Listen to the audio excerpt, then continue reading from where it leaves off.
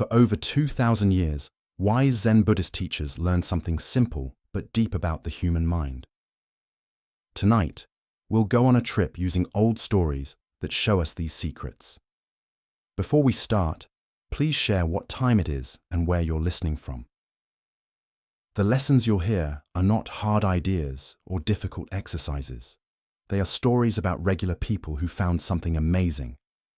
Each one found peace not by doing something special, but by seeing clearly a simple mistake about how life works. You don't need to remember every little thing or understand everything perfectly. As we go through these lessons together, you might notice your mind getting quieter, your body letting go of tightness you didn't know you were holding. This isn't something you need to force to happen. Relax, take a slow, deep breath, and let's start our journey together. In a mountain temple that had been standing for 300 years lived a woman named Nami. She became the temple keeper when her mother died, and with that job came a heavy feeling she had never expected. Every morning, Nami would wake up before the sun and start her checks. She looked at every building for cracks in the walls. She checked every roof tile for signs of wearing down. She tested every floorboard to see if it was loose and looked at every doorframe for bending. The temple was built by expert builders many years ago, and Nami felt the huge responsibility of keeping their work safe. She kept careful lists of every repair, every weak spot she found, every possible problem that might start. At night, she would lie awake thinking about the weight of snow on the meditation hall roof, or if the wooden poles in the main building were getting rotten, or if the stone foundation might be moving. Other monks at the temple saw Nami's constant worry. They would ask her to evening tea or morning meditation, but she always said no. There was too much to check, too much to fix, too many ways the temple could fall apart if she stopped paying attention even for a minute. She ate her meals quickly, barely tasting the food. She rushed through her own meditation time, her mind listing tasks instead of settling down into quiet. Nami's face got wrinkled with worry. Her shoulders carried a permanent stiffness. She started getting headaches that lasted for days. The other monks tried to help with fixes, but this only made her more worried. What if they missed something? What if they didn't see a crack starting or a beam getting weaker? The responsibility felt like a physical weight pressing down on her chest. One spring afternoon, as Nami was in the main hall, checking the altar for dust and the incense holders for tarnish, the ground began to shake. At first, it was soft, almost like a strong wind moving through the building. Then it got more intense. The wooden structure groaned and swayed. Roof tiles crashed to the ground outside. Nami heard the sharp crack of beams splitting.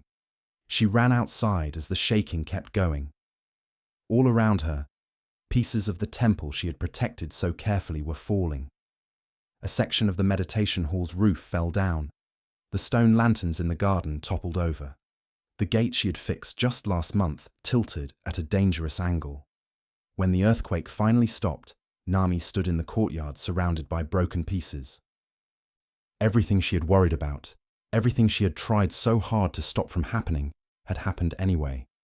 Years of careful watching had not protected the temple from this moment. She walked slowly through the damage, expecting to feel crushed. But something strange happened instead. As Nami stepped over broken tiles and splintered wood, she felt a lightness she had not felt in years. The thing she had feared most had happened, and she was still standing. The temple was damaged, but not destroyed. The buildings could be fixed.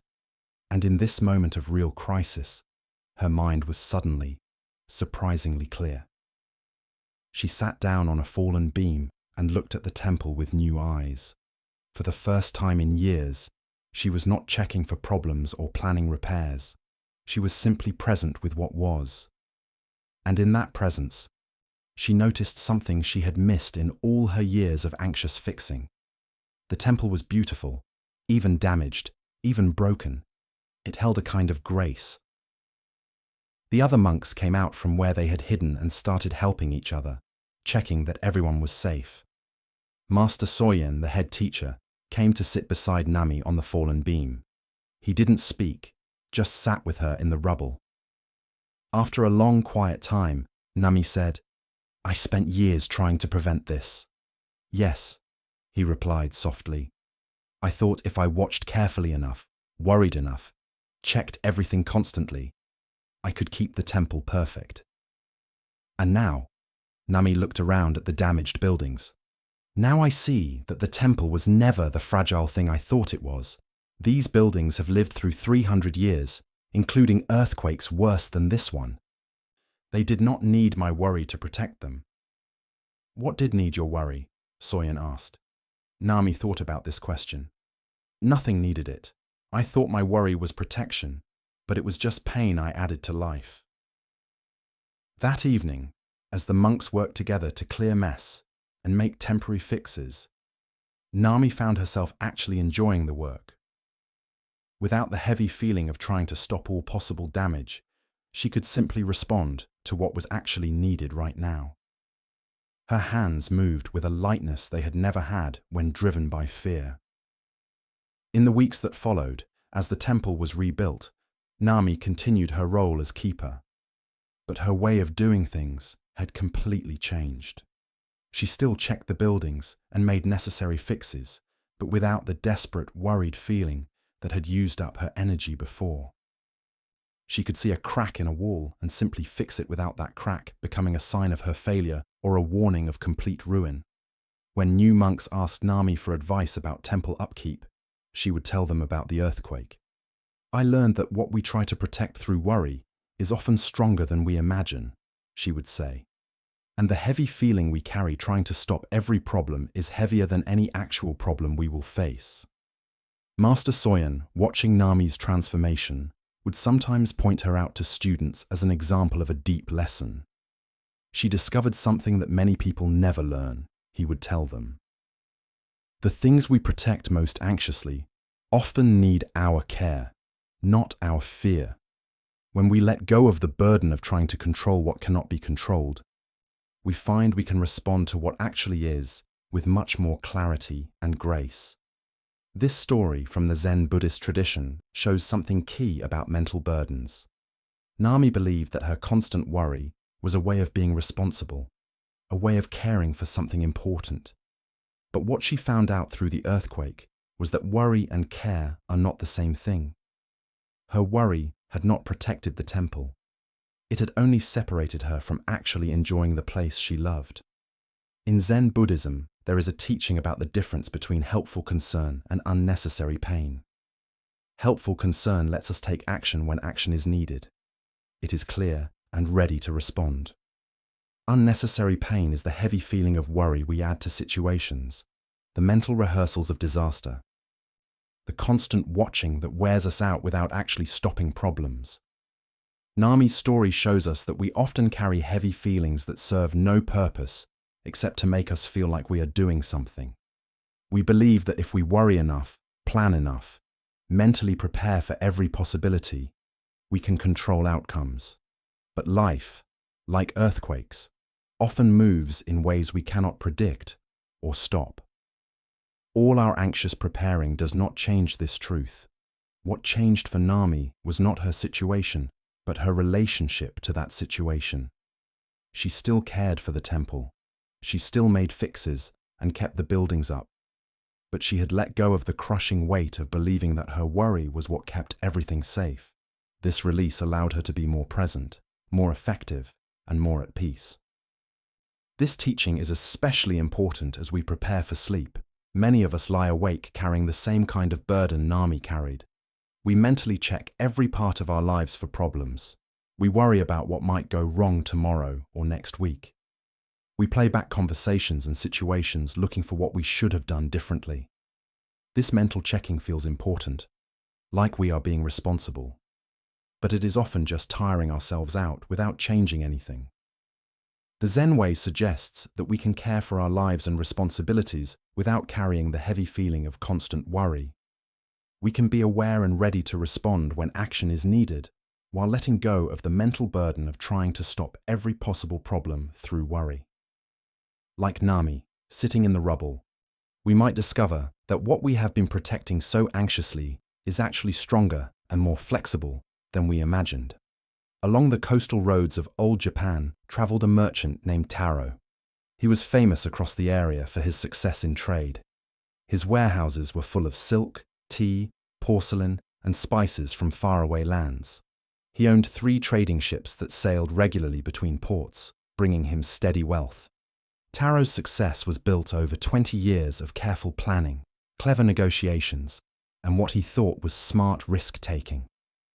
The most important thing for Taro's success was his caution. He never put all his goods in one shipment. He always kept detailed records. He kept up good relationships with important officials and merchants in every port. He spent hours each day checking his accounts, reviewing his stock, and planning his next steps. This careful attention had helped him a lot, protecting him from the disasters that happened to less careful traders. But over the years, something had changed. Taro's caution had slowly turned into something else. He found himself lying awake at night, figuring out profit and worrying about storms at sea. He stopped enjoying the beautiful objects he traded, seeing them only as things to be moved and sold. His relationships had become just business deals. He judged every person he met by how helpful they could be to his business. Taro's wife had tried to talk with him about his increasing focus on wealth. His children barely knew him because he was always busy with business matters, but Taro believed that this single focus was needed. Once he had achieved complete financial safety, he told himself, then he could relax and enjoy life. First, he needed to build his fortune to a point where nothing could threaten it. One autumn, Taro decided to take a rare trip himself instead of sending others. His largest ship was carrying his most valuable goods yet. 3 years of careful planning and deals had gone into this shipment. If it arrived safely, the profit would secure his family's future for many generations. He would finally reach the point of absolute safety he had been working toward. The trip started smoothly. The seas were calm, the winds were good. Taro stood on the deck, mentally figuring out the selling price of each item in the storage below. He imagined the respect he would get with such wealth. He thought about the bigger ships he could buy, the expanded trade routes he could create. This was the result of everything he had worked for. 3 days from their destination port, the sky began to change. Experienced sailors saw the signs of a major storm coming. The captain ordered everything secured and told Taro they had gotten through worse.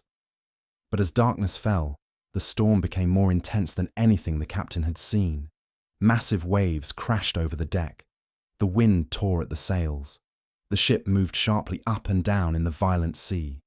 Taro held onto a rope in the cargo hold, listening to the sound of crates breaking loose and goods shifting.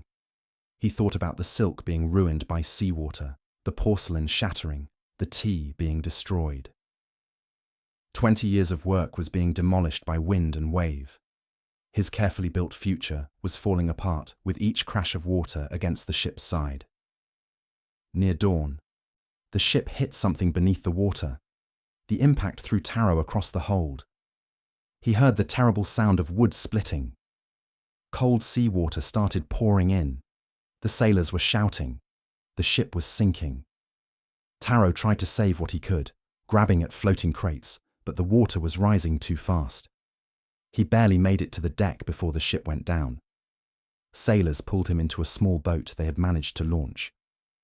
Through the grey morning light, Taro watched his ship disappear beneath the waves. Everything he owned, everything he had worked for, everything he had given up, relationships and peace of mind to gather, was gone. The small boat eventually reached a rocky shore. The people who survived pulled themselves onto the beach, exhausted and soaked. Some were hurt. All were in shock. Taro sat on the sand, staring at the empty line where the sky meets the sea where his ship had been. His mind felt strangely empty. The calculations that usually filled every moment had stopped. There was nothing left to calculate. As the sun rose fully above the ocean, Taro noticed something. The light on the water was beautiful. He couldn't remember the last time he had really looked at sunlight on waves. The sound of the tide coming in had a rhythm to it. A group of seabirds was calling to each other, as they looked for food in the shallow water. The warmth of the sun on his wet clothes felt good. For the first time in 20 years, Taro was completely present in a single moment. Not planning, not calculating, not worrying about the future or regretting the past, just sitting on a beach in the morning sun, alive and breathing. And in that unwanted, unplanned moment, he felt something he had not experienced since he was a young man just starting out in trade. He felt light. One of the other survivors, an old sailor named Kenji, came to sit beside him. They sat in silence for a while, watching the waves. Finally, Kenji said, "I have been through 3 shipwrecks in my life. Lost everything each time. Built it back twice. Third time, I decided to stop gathering things to lose." "What do you mean?" Taro asked. "I still work. I still earn. But I stopped believing that having more things would make me safe. The ocean taught me that safety is an illusion. Everything we have can disappear in a moment. The only thing that lasts is how we meet each moment while we are still here to meet it."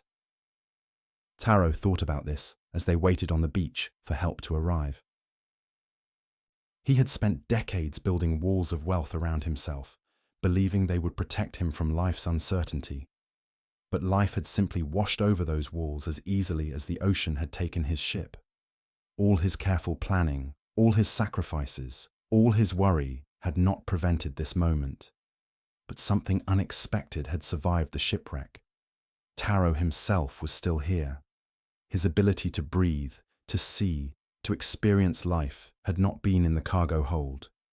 It had been with him all along, unaffected by his fortune or its loss. The sunrise was just as beautiful when he had nothing as it would have been when he had everything. Perhaps more beautiful because now he was actually seeing it. When help finally arrived and the survivors were taken to the nearest village, Taro began the long journey home with nothing but the wet clothes on his back. As he walked, he noticed things he had not paid attention to in years. The way light filtered through trees, the smell of rain on dry ground, the taste of plain rice when he was truly hungry. These simple experiences had been available all along, but he had been too busy gathering things to notice them. By the time Taro reached his home, his wife barely recognized him. Not because his appearance had changed so much, though it had, but because there was a quality in his eyes that had been missing for many years. A presence, an openness, an ability to actually see her rather than looking past her to the next business concern. "I lost everything," he told her. She touched his face gently. "Did you? You seem to have found something." Taro smiled, understanding what she meant. "I have been so busy trying to become safe that I forgot I was alive. It took losing everything to remember." In the years that followed, Taro rebuilt his trading business, but his relationship to it had completely changed. He still worked hard and made good decisions, but the desperate feeling was gone. He could hold success lightly, knowing it was temporary. He spent evenings with his family, actually present with them. He took pleasure in the work itself, rather than just its results. And he never again mistook gathering things for safety or wealth for peace. When younger merchants would ask Taro for advice, he would sometimes tell them about the shipwreck. "I thought losing everything would destroy me," he would say. "Instead, it freed me. I learned that what I really needed was much simpler than what I thought I wanted. The shipwreck did not take away my life. It gave it back to me." The story of Taro the merchant talks about a special kind of burden that many of us carry, one that Zen Buddhism addresses directly. This is the burden of accumulation, gathering things. The heavy feeling of believing that our safety and worth come from what we own or achieve. Taro spent 20 years of his life building walls of wealth around himself, giving up being present and having relationships in search of a safety that turned out to be fake. What makes this lesson important to our modern lives is how common this pattern is. We may not be trading silk and porcelain, but we gather other things: accomplishments, degrees, status symbols, savings accounts, possessions, or even spiritual achievements. We build these up believing they will eventually make us feel safe, complete, and at peace. But like taro, we often find that the very act of gathering prevents us from experiencing the peace we are looking for. The Zen insight here is subtle but deep. It is not that work, success, or material comfort are wrong or should be rejected. Taro continued his business after the shipwreck. The lesson is about our relationship to these things. When we believe that our well-being depends on gathering and protecting what we have, we create a kind of prison. Every possession becomes something we must guard. Every achievement becomes something we must maintain. Every bit of safety becomes something we must defend. Taro's transformation started not when he lost everything, but when he stopped in that moment on the beach and actually experienced what was present. The sunlight, the sound of waves, the simple fact of being alive. These experiences had always been available to him, but his mind had been too busy with mental calculations about future safety to notice them. The shipwreck did not give him anything new. It took away the burden that had been stopping him from experiencing what was already here. The Zen way suggests that this constant watching is based on a mistake. We believe that thinking about these things, worrying about them, mentally managing them, is what keeps them safe. But like Taro's careful planning could not prevent the storm, our mental activity at night cannot actually protect what we value. It only stops us from resting. There is a deeper lesson here about what actually provides safety. Taro discovered that the thing he had been seeking through gathering was present all along in his ability to meet each moment fully. This ability could not be lost in a shipwreck because it was not dependent on outside circumstances. The peace he found on that beach was not created by having nothing. It appeared when his attention was no longer absorbed in protecting what he had. The beautiful puzzle of Zen Buddhism is that when we let go of our tight hold on safety, we often discover a deeper kind of safety. Not the fragile safety that comes from building walls of protection, but the flexible strength that comes from knowing we can meet whatever life brings. Like Taro sitting on the beach after losing everything, we might find that what survives every loss is our basic ability to be present, to breathe, to experience this moment exactly as it is. Tonight, as you let go into sleep, you can practice letting go of what you have been trying so hard to hold. Not giving up on your responsibilities or your care for what matters, but letting go of the tiring grip of believing that your mental watching is what keeps everything safe. In this release, you might discover the same lightness that Taro found. The peace that comes not from having gathered enough, but from recognizing that what you most deeply need has been here all along, waiting for you to stop reaching long enough to notice it. In a small fishing village on the eastern coast lived a man named Isamu, who had fished the same waters for 30 years. Unlike the other fishermen who relied on instinct and experience, Isamu had developed what he considered a scientific way to do his work. He kept detailed journals of every catch, writing down the moon phase, the tide, the wind direction, the water temperature, and dozens of other facts. Over the years, Isamu had filled 20 thick books with observations and calculations. He had charts showing which bait worked best under different conditions. He had diagrams of water movement and maps marking the best fishing spots. He spent hours each week studying his records, looking for patterns that would help him predict where the fish would be. Other fishermen found Isamu's methods strange. Old Tishi, who had been fishing these waters for 50 years, would shake his head when he saw Isamu looking at his charts before heading out. "The sea does not read your books," Tishi would say. But Isamu believed his careful system gave him an advantage. He was not just fishing, he was solving a puzzle. The problem was that Isamu's catches had been getting smaller for several years. Despite all his data and careful planning, he was bringing in less fish than the other fishermen who simply went out each morning and trusted their feelings. This frustrated Isamu deeply. He had more information than anyone else. He had studied the patterns more carefully. Why was his knowledge not turning into results? Isamu responded by collecting even more data.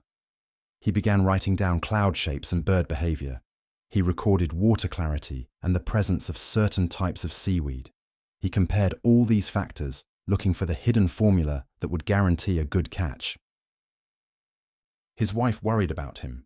He was sleeping less, spending more time reading over his journals by candlelight, muttering about things he might have missed. One morning, Isamu woke to find that his journals had been damaged by rain that had blown through an open window during the night. Ink had run across pages, making his careful records impossible to read. Charts he had spent months creating were ruined. Years of collected data were destroyed. Isamu stood in his small house, looking at the soggy pages, feeling a desperation that surprised him with its intensity. His wife, Yuki, placed a hand on his shoulder. "Maybe this is a message," she said gently. "A message. I have lost years of work. Or maybe you have been freed from years of burden." Isamu didn't understand what she meant, but he knew he needed to fish that day, whether his records were intact or not. He walked down to his boat in a strange state of mind, empty, uncertain. For the first time in years, he had no plan, no strategy, no predictions based on his data. He felt naked without his system.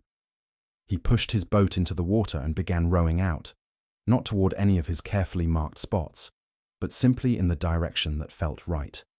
The morning was cool and still. Mist hung over the water. Without his journals to look at, Isamu found himself simply present with the experience of being on the sea. He noticed things he had not paid attention to in years.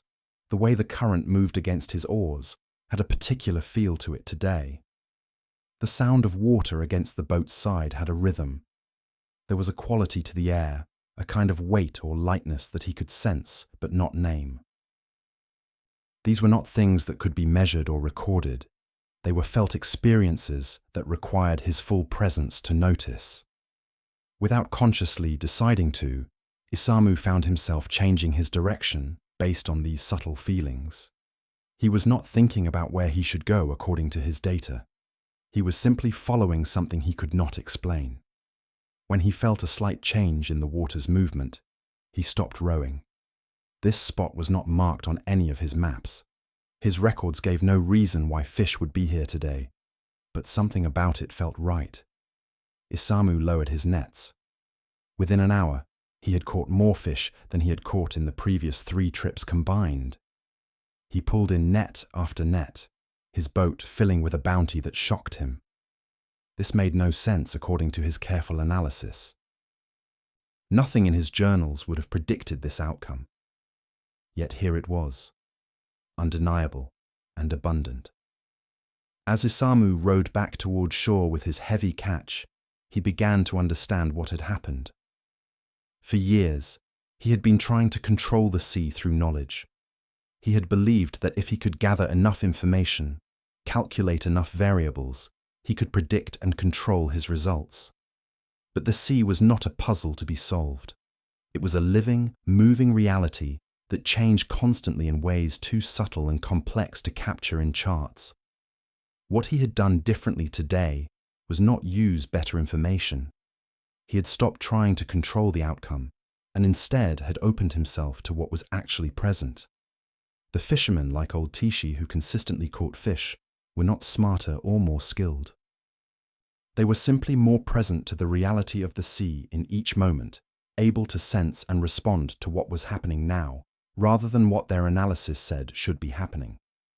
When Isamu reached the shore, Tishi was there mending his nets. The old fisherman looked at Isamu's catch and smiled. "Good day on the water." "The best in years," Isamu admitted. "But I did nothing according to my plans. I just followed what felt right." Tishi nodded. "Sometimes the harder we try to control something, the more it slips away from us. The sea has its own intelligence. Our job is not to command it, but to dance with it." Over the following weeks, Isamu continued fishing without consulting his journals. Some days the catch was good, some days modest, some days poor, but he noticed he no longer felt the same worry about results. He was learning to read the sea directly rather than through the filter of his recorded knowledge. He paid attention to sensations he could not name or measure. His body learned to feel when conditions were right, when to stay out longer, when to return early. The other fishermen began to notice a change in Isamu. He moved differently on the water, with less rigid planning and more flexible responsiveness. His face had lost the tight, anxious expression he had worn for years. When younger fishermen asked him for advice, expecting complex instructions about tides and moon phases, he would tell them, "Study the basics, but then learn to forget what you studied." The real teaching comes from the water itself. One day, Isamu took his stack of water-damaged journals and placed them in his small fire. As the pages burned, he felt no regret. Those records had represented years of trying to control what could not be controlled. They had been his attempt to make fishing safe and predictable, to eliminate uncertainty through knowledge. But fishing was not supposed to be safe or predictable. It was a relationship with something wild and alive, and relationships require presence, not control. "What did you learn from all those years of record-keeping?" Yuki asked him as they watched the last of the journals burn. Isamu thought about this. "I learned what does not work. I learned that trying to control the sea through knowledge is like trying to hold water in a net. The tighter you grip, the more slips through. What works is feeling the rhythm of the moment and moving with it." Years later, when Isamu was an old man himself, young fishermen would sometimes ask him to teach them his method. He would laugh and say, "I have no method. That is the method. The moment you believe you have figured out the sea, you have lost your connection to it. Stay present. Trust what you feel. Respond to what is actually here. The sea will teach you everything else." The story of Isamu the fisherman talks about something that Zen Buddhism addresses directly: the illusion of control through knowledge and planning. Isamu believed that if he gathered enough information and studied it carefully enough, he could predict outcomes and guarantee success. This is a very human tendency. We feel worried about uncertainty, so we try to get rid of it through understanding and preparation. But what Isamu discovered is that some things in life cannot be controlled through mental effort. The sea, with its countless variables and constant change, is like life itself, too complex, too alive, too responsive to factors we cannot measure or predict. Our attempts to control it through study often separate us from the direct experience that would allow us to respond correctly. Sleep, like the sea, is a natural process that responds to presence more than to control. The more we try to force it, study it, or manage it through our conscious efforts, the more it tends to slip away. Sleep comes most easily when we stop trying to make it happen and instead create conditions that allow it to arrive naturally. What conditions allow sleep to come? Not complicated techniques or rigid control, but a kind of gentle letting go. A willingness to be present with whatever we are experiencing right now without needing to manage it. A trust in the body's natural intelligence to move toward rest when we stop interfering with anxious effort. Isamu's discovery about fishing applies to rest. There is a rhythm to each evening, a particular quality to this specific moment of settling into bed that cannot be predicted by general rules or past experience. Tonight is not last night. This breath is not the previous breath. When we stay present to what is actually here now, rather than trying to control our experience based on what we think should happen, we often find that the natural process of rest begins on its own. In the mountain region of old Japan lived a man named Tadashi, who was known throughout the province as a master archer. People would travel for days to watch him show his skill. He could hit a target no bigger than a plum from 100 paces.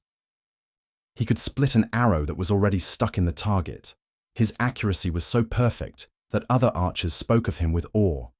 Tadashi's entire sense of self was built around his archery. He had started learning as a young boy and had practiced every single day for 40 years. His self-worth, his fame, his sense of purpose, all came from this one skill. People respected him because of what he could do with a bow. He respected himself for the same reason. The bow was not just a tool for Tadashi. It was an extension of his body, his mind, his very being. He knew every line of the wood, every subtle difference in different arrows, every change needed for wind or distance. When he drew the bow and released, there was no gap between what he wanted and the result. Target and arrow became one through the perfection of his skill. Then, in his 52nd year, Tadashi got sick with a fever that lasted for many weeks. The healers did what they could, but the fever damaged something in his eyes. When he finally got better, his vision was changed. Everything looked blurry and unclear. He could no longer see clearly enough to aim with any accuracy. At first, Tadashi believed his vision would slowly get better as his body fully healed. He waited impatiently, holding his bow, but not practicing, unable to stand the thought of missing targets he had once hit easily. But weeks passed, then months, and his vision remained damaged. The healers finally told him the truth. This was permanent. He would never see clearly again. Tadashi fell into a despair deeper than any he had known. Without his archery, who was he? What purpose did his life have? He felt like a tree that had been cut down, still standing, but no longer alive. His wife tried to comfort him, reminding him of all the other parts of his life. He had a family who loved him, a home, many years still ahead of him. But Tadashi could not hear her. He was the archer. Without archery, he was nothing. For months, Tadashi barely left his home. He avoided other people, ashamed of his loss. His bow sat untouched in the corner. He could not stand to look at it. The life he had built so carefully had been taken from him by an illness he could not control, and he felt completely lost. One day, a traveling monk named Daiki came through the village and heard about Tadashi's situation. Against Tadashi's wishes, his wife invited the monk to visit. Tadashi was cold and unwelcoming when Daiki arrived. He didn't want sympathy or religious talk about accepting his fate. But Daiki did not offer sympathy. Instead, he asked, "May I see your bow?" Reluctantly, Tadashi brought out his bow. Daiki examined it carefully, feeling the weight, testing the draw. "A fine instrument," he said. "Will you show me your stance?" "I cannot shoot anymore," Tadashi said bitterly. "I am blind." "I did not ask you to shoot," Daiki replied. "I asked you to show me your stance." Something about the monk's tone made Tadashi obey. He took the bow and moved into the position he had held thousands of times. Even without planning to shoot, his body knew what to do. His feet found their place. His spine straightened. His shoulders settled.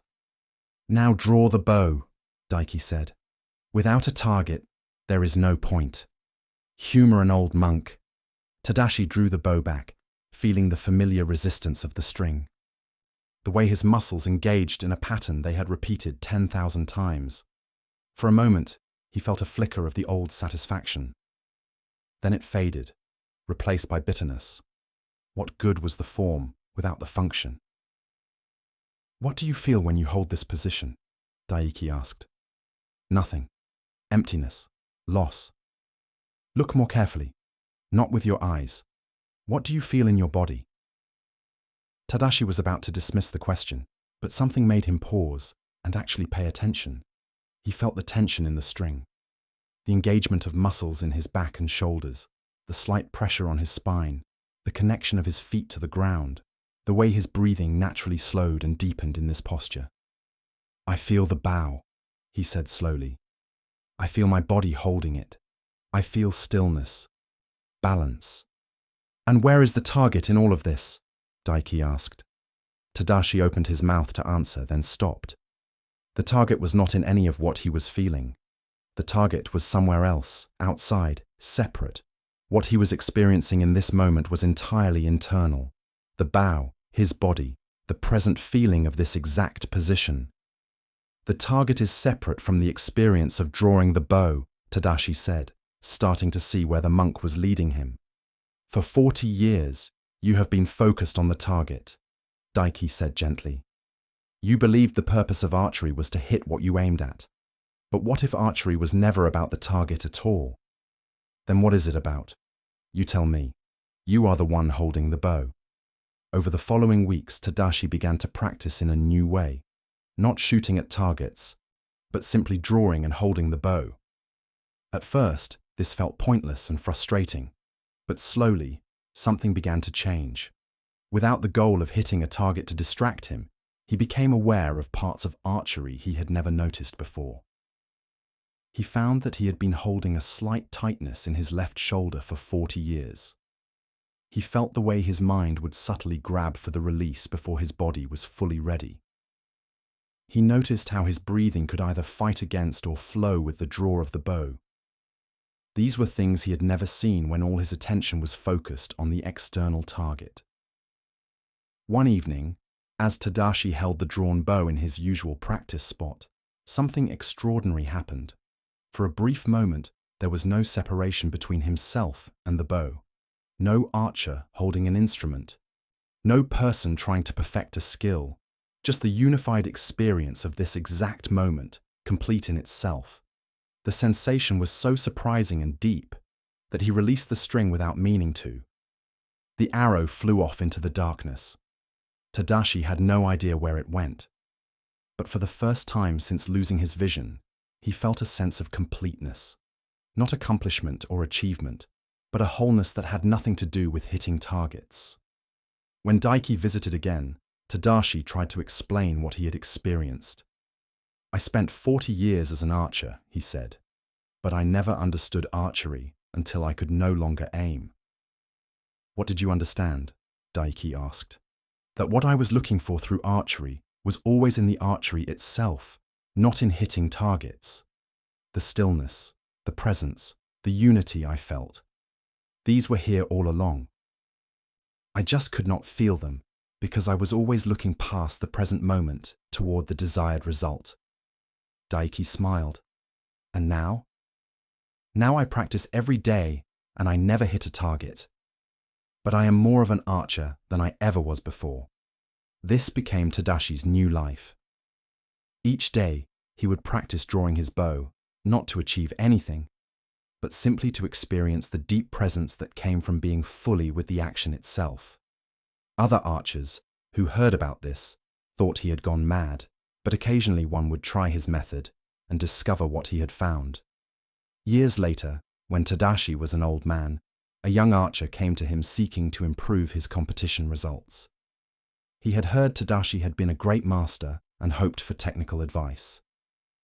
I can offer you nothing that will help you hit targets, Tadashi said. But I can show you something that might help you understand why you want to. I want to win, the young man said. Is that not obvious? And when you win, what will you have? Pride, recognition, proof of my skill. And these things will make you complete. The young man hesitated. I believe they will make me happy. Tadashi smiled. I believe the same thing. It took losing everything to discover that what I was seeking through achievement was never in the achievement itself. It was in the practice, in the presence, in the simple experience of being fully engaged with this moment. You can learn this now through understanding or later through loss. Either way, the teaching is the same. The story of Tadashi the archer shows a lesson that is deep in Zen Buddhism. The illusion that our peace and wholeness come from reaching external goals. Tadashi spent 40 years as a master archer, but his mastery was always incomplete because it depended on results. He could hit targets perfectly, but his identity and self-worth were tied to that ability. When illness took away his vision, he felt he had lost everything because he believed he was his achievement. What Tadashi discovered through his forced limitation was something that achievement had hidden from him. The peace he had been looking for through perfect archery was not in hitting targets.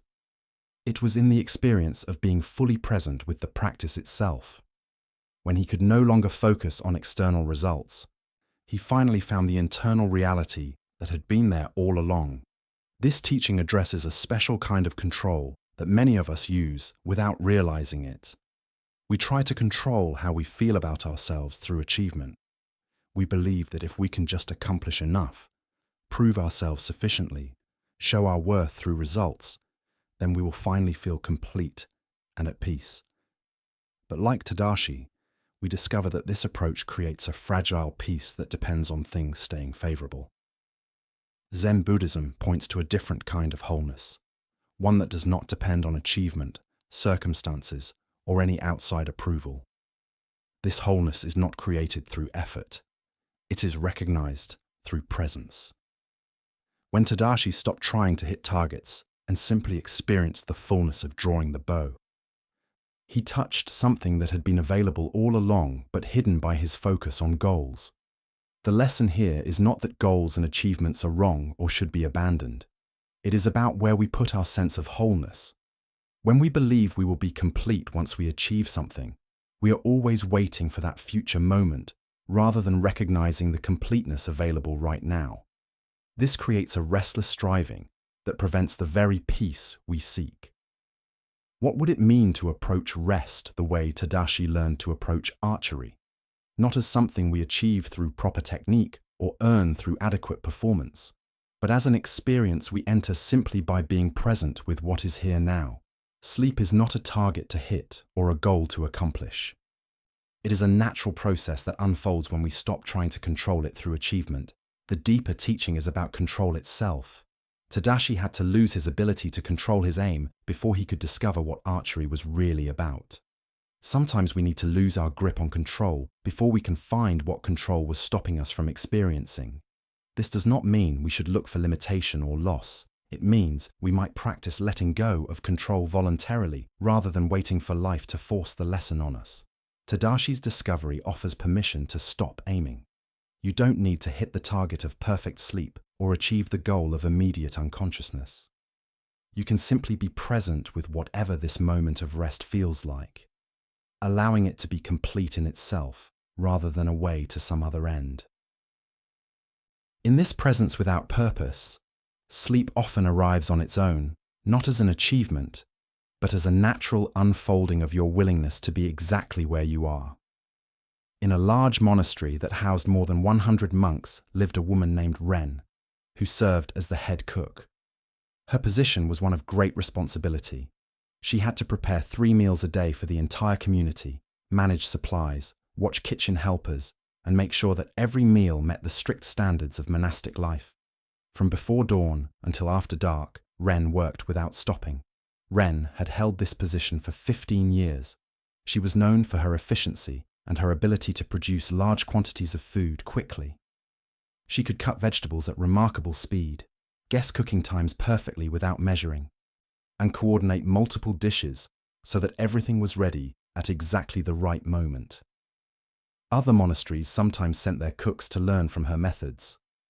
But despite her skill and hard work, Ren felt increasingly exhausted and disconnected.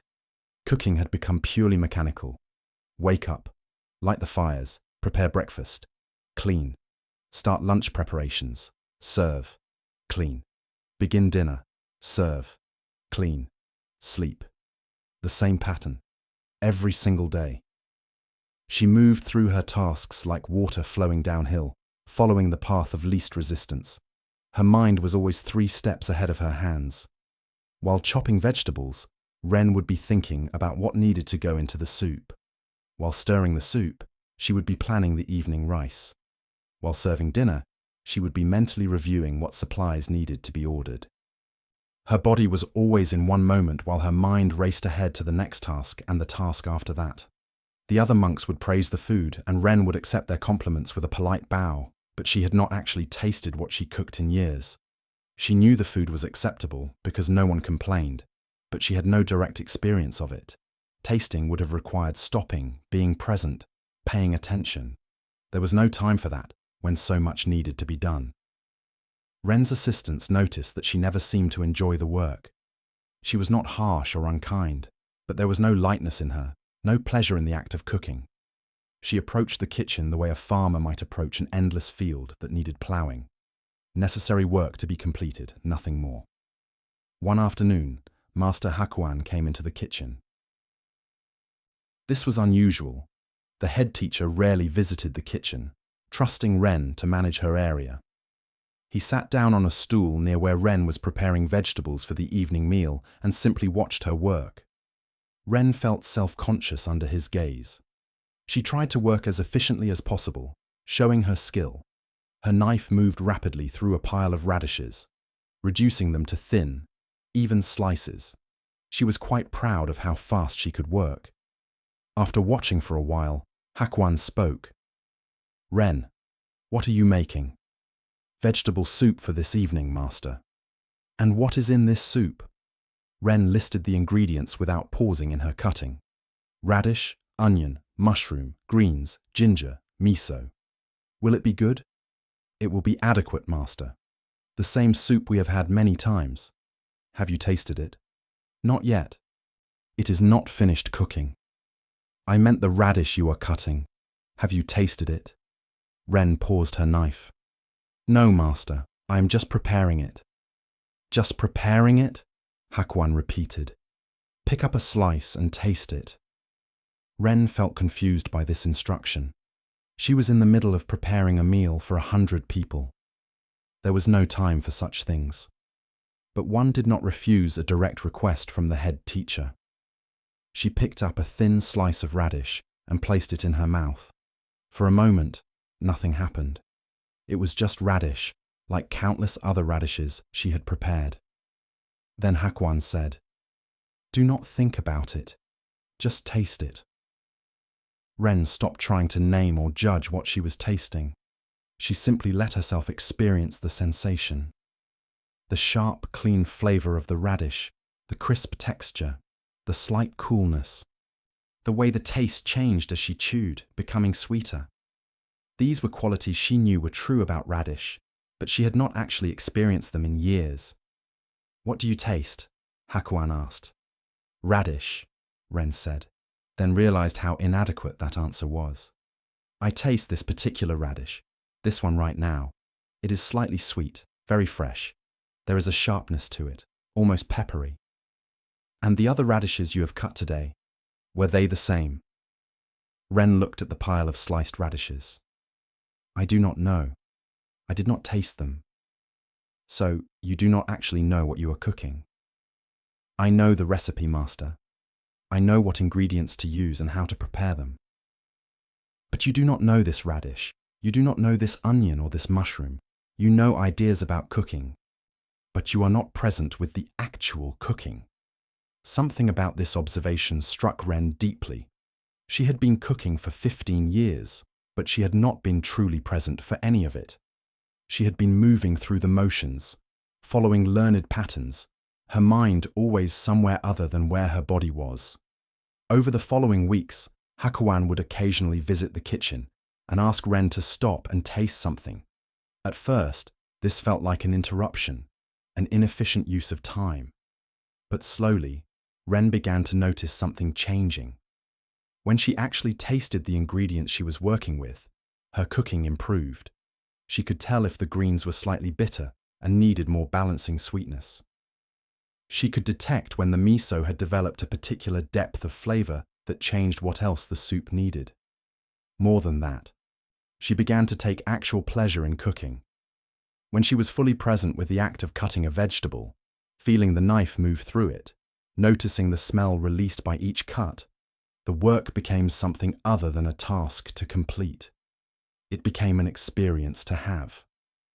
One morning, Ren was making rice porridge for breakfast. This was the simplest, most basic dish she prepared. She had made it thousands of times, but this morning, she was completely present with the process. She felt the texture of the rice grains in her hand as she measured them. She watched the water come to a boil, noticing the changes in how it moved. She smelled the subtle, sweet aroma as the rice cooked. She stirred slowly, feeling the resistance of the thickening porridge against her spoon. When she tasted it before serving, Ren experienced something she had never felt in all her years of cooking. The simple porridge tasted extraordinary, not because she had done anything different in its preparation, but because she was actually fully tasting it for the first time. The sweetness of the rice, the perfect texture, the warmth. It was completely satisfying despite its simplicity. That day, several monks commented that breakfast had been especially good. "What did you do differently?" one asked. Ren smiled. "I was there while I made it." Master Hakuan happened to overhear this conversation. Later, he spoke with Ren in the kitchen. "You have discovered something important," he said. "I have been cooking all these years," Ren told him. "But I was never really cooking. I was just moving through a task, trying to get to the next moment. Now I understand that this moment, this radish, this pot of rice, this is what cooking actually is. Everything I thought I was rushing toward was already here." "And how does this change your work?" "It is strange," Ren said. "I thought that stopping to pay attention would make me slower, less efficient. But I am just as fast, maybe faster, because I am not wasting energy thinking about what comes next. And the work itself feels completely different. It is no longer something to endure. It is something to experience." From that day forward, Ren approached her position differently. She still worked hard and managed her responsibilities well. But there was a presence to her work that had been missing before. Other monks began to notice a change in the food quality. The meals were not more complicated or made with different ingredients.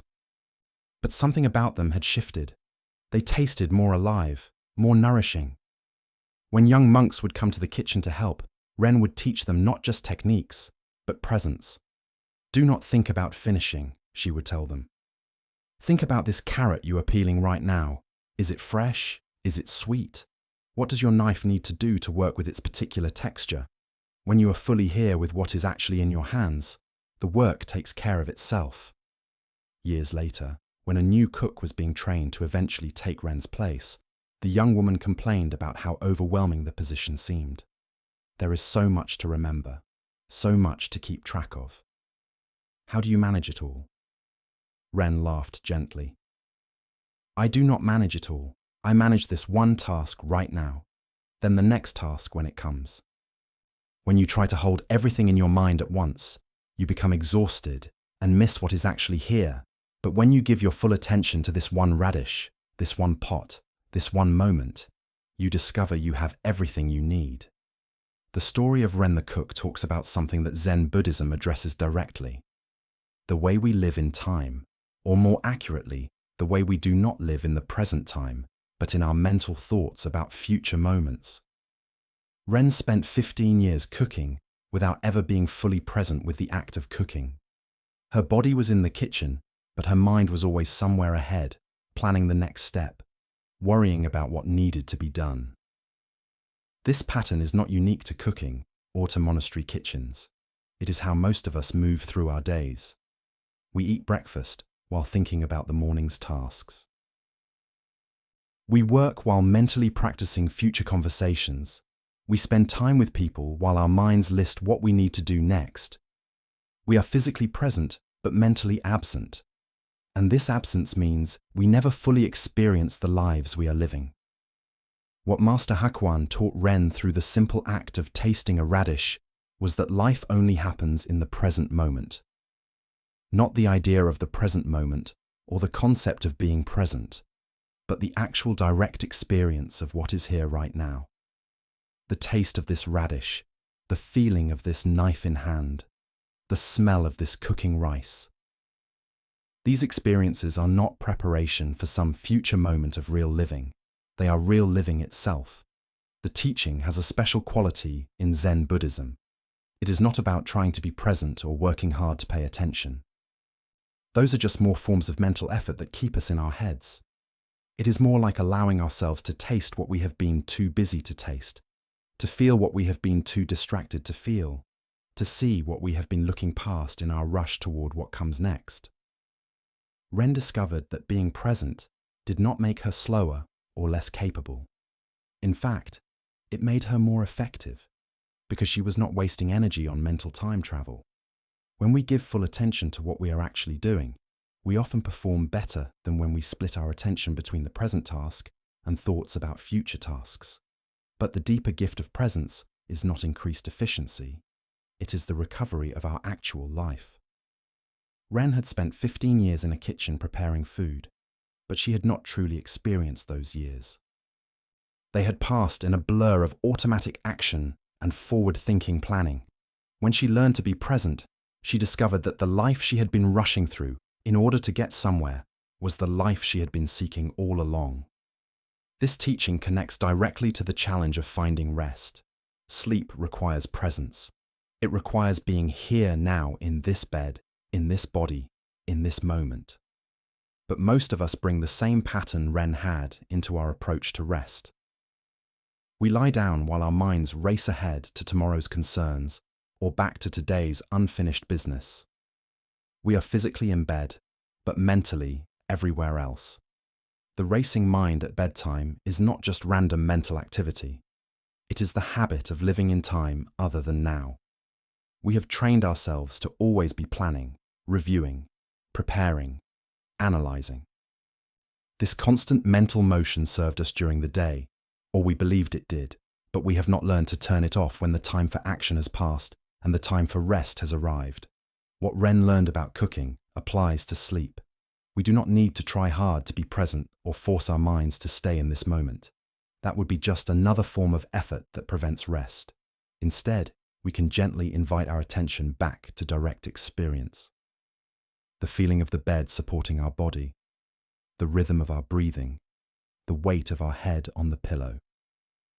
These sensations are only available now in this moment. And when we rest our attention on them, the mind's habit of racing into other times naturally begins to quiet. As you continue settling now, you might experiment with Ren's discovery. What is actually here in this exact moment? Not what you think about this moment or what this moment means for tomorrow. Just the direct experience of now, the sounds you can hear, the sensations you can feel, the simple fact of breathing, of being alive, of resting. This is not preparation for sleep or a technique to achieve rest. This is rest itself. Available right now, waiting for your attention to arrive home. In a village known for its ceramics lived a potter named Dai, who had learned his craft from his father and grandfather before him. He had been working with clay for 30 years, producing bowls, cups, and vases that were sold throughout the region. His pieces were technically competent and useful, but they lacked something that the work of master potters possessed. A certain grace, a quality of life that made some ceramics feel precious, while others felt merely acceptable. This difference troubled Dai deeply. He had studied the shapes of great potters. He knew the proper ways for centering clay, for pulling walls evenly, for creating clean lines. He practiced constantly trying to perfect his skill, but no matter how precisely he followed the methods he had learned, his work remained ordinary, functional, but not beautiful, correct, but not inspired. Dai decided the problem was that he was not working hard enough. He began staying in his workshop later each evening, making piece after piece, pushing himself to be more precise, more controlled. He gripped the clay firmly as he shaped it, using force to make it conform to his vision. His hands developed rough skin, and his shoulders ached from the tension he held while working. But the harder Dai pushed, the worse his results became. Vessels that should have been smooth developed subtle unevenness. Bowls that should have been perfectly round became slightly misshapen. Most frustratingly, many pieces would crack during the drying process or shatter in the kiln. The clay seemed to be resisting him, refusing to cooperate no matter how much effort he applied. His wife, Suki, watched her husband growing more frustrated and exhausted. "Perhaps you need to rest," she suggested one evening when she found him in the workshop long after dark, staring at yet another cracked bowl. "I cannot rest until I understand what I am doing wrong," Dai replied. "There is a secret to this craft that I have not discovered. I just need to work harder, pay closer attention, control the clay more precisely." One day, a master potter named Ogata passed through the village on his way to deliver pieces to a wealthy customer. Dai's neighbors urged him to ask the master for guidance. Reluctantly, hoping Ogata might reveal some technical secret, Dai invited him to visit his workshop. Ogata examined several of Dai's pieces, turning them slowly in his hands. "You have good technical knowledge," he said finally. "Your forms are correct, but there is too much fighting in this work. I can feel your struggle with the clay in every piece." "Fighting?" Dai was confused. "I am trying to shape it properly, to make it conform to the correct forms." "Show me," Ogata said, pointing to the potter's wheel. Dai prepared a ball of clay and placed it on the wheel. He began centering it with his practiced movements, but Ogata stopped him almost immediately. "Watch your shoulders," the master said. Dai realized his shoulders were hunched up near his ears, tight with tension. He tried to lower them, but they crept back up as soon as he returned his attention to the clay. "Your jaw," Ogata continued. Dai became aware that he was clenching his teeth, his whole face tight with concentration. "Your hands. Look at how you grip the clay." Dai saw that his fingers were pressed hard into the spinning clay, forcing it into position rather than guiding it. He was strangling the clay with effort. "This is why your pieces crack," Ogata explained. "You are making them with violence. The clay remembers this tension and later breaks under the stress you built into it. You believe you are controlling the clay, but actually you are fighting against its nature." "Then how should I work?" Dai asked. Feeling defeated, instead of answering with words, Ogata asked for a piece of clay. He placed it on the wheel and began centering it. His movements looked almost casual, his shoulders relaxed, his face calm. Yet the clay responded to his touch with a willingness Dai had never achieved. It seemed to want to take the shape Ogata was suggesting, rather than resisting as Dai's clay always did. Dai watched as the master pulled up the walls of what would become a bowl. His hands barely seemed to touch the clay, yet it rose evenly and smoothly. There was no visible effort, no tension, no force, just gentle guidance and the clay's responsive movement. When Ogata finished, he had created in minutes what Dai could not achieve in hours of struggle. The bowl was perfectly formed, its walls even, its shape graceful. More importantly, it had a quality of aliveness that Dai's pieces lacked. It looked like it wanted to be exactly what it was. "The secret is not more effort," Ogata said, wiping his hands. "The secret is less interference. Clay wants to become pots. That is its nature. When you try to force it, you work against that nature. When you guide it gently and trust its responsiveness, you work with it. The pot makes itself. You just help it remember what it already knows how to be." After Ogata left, Dai sat alone in his workshop thinking about what he had seen. Everything he had believed about his craft was backwards. He had thought success required more control, more force, more effort. But the master had shown him that real mastery looked like no effort at all. It was not about dominating the clay, but about cooperating with it. The next morning, Dai approached his wheel with nerves. He prepared a ball of clay, but before beginning, he took several deep breaths and consciously relaxed his shoulders. He placed the clay on the wheel and began centering it, but this time he tried to use the lightest touch possible. At first, the clay wobbled and resisted. His instinct was to grip harder, to force it into position. Instead, he made his hands even softer, barely touching the spinning clay. Something unexpected happened. The clay began to center itself. It was as if it wanted to find its balance and just needed his hands to suggest the direction without blocking its movement. Within moments, it was centered more perfectly than anything he had achieved through force. Dai felt a burst of excitement, but also fear. This gentle approach felt wrong, like he was not really doing anything. He began pulling up the walls, keeping his touch as light as possible. Every instinct told him to press harder, to control the clay more firmly. But he remembered Ogata's demonstration and kept his hands soft. The vessel that emerged was different from anything he had made before. It was not perfect in a technical sense. One side was slightly thicker than the other. The rim had a subtle unevenness, but it had something his other work lacked. It looked alive. It looked like it had grown rather than being forced into shape. Over the following weeks, Dai practiced this new way of working. It was far more difficult than he had imagined. Not physically difficult, but mentally challenging. His mind constantly wanted to take control, to force outcomes, to grip tighter.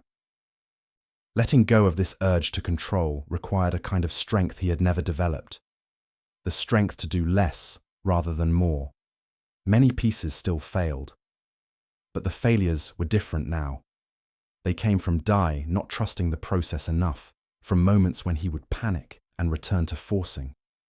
Gradually, he learned to recognize the feeling of cooperation versus the feeling of control.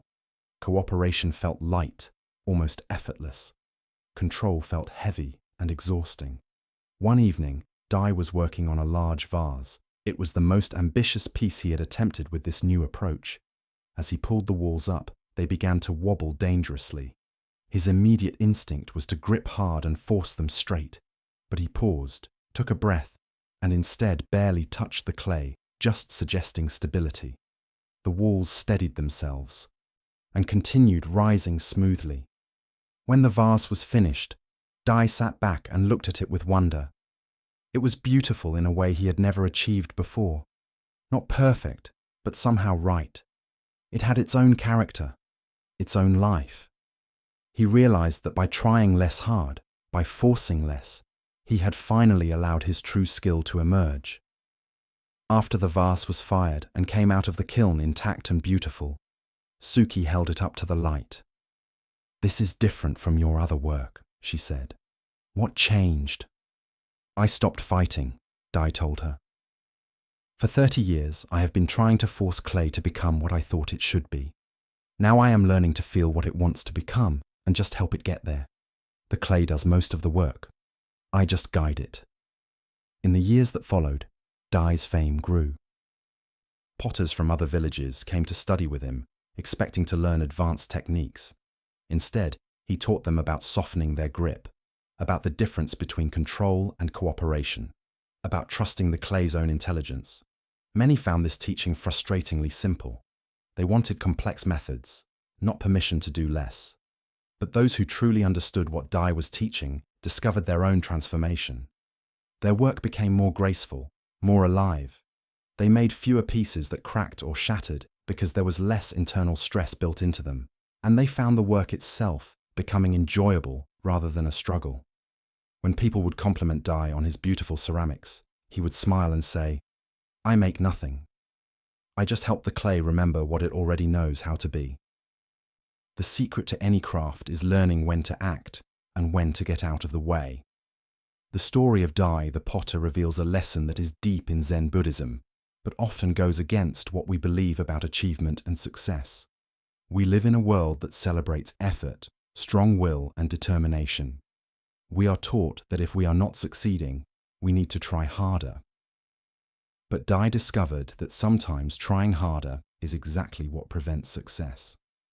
The problem with force is that it works against the natural intelligence of whatever we are trying to shape or change. Clay has properties, a nature, a way it wants to move when spun on a wheel.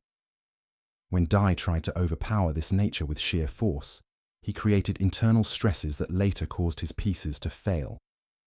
When he learned to work with the clay's nature, trusting its responsiveness and using minimal intervention, the clay could express its full potential. This teaching applies far beyond pottery. We use force in our relationships, trying to make people be different than they are.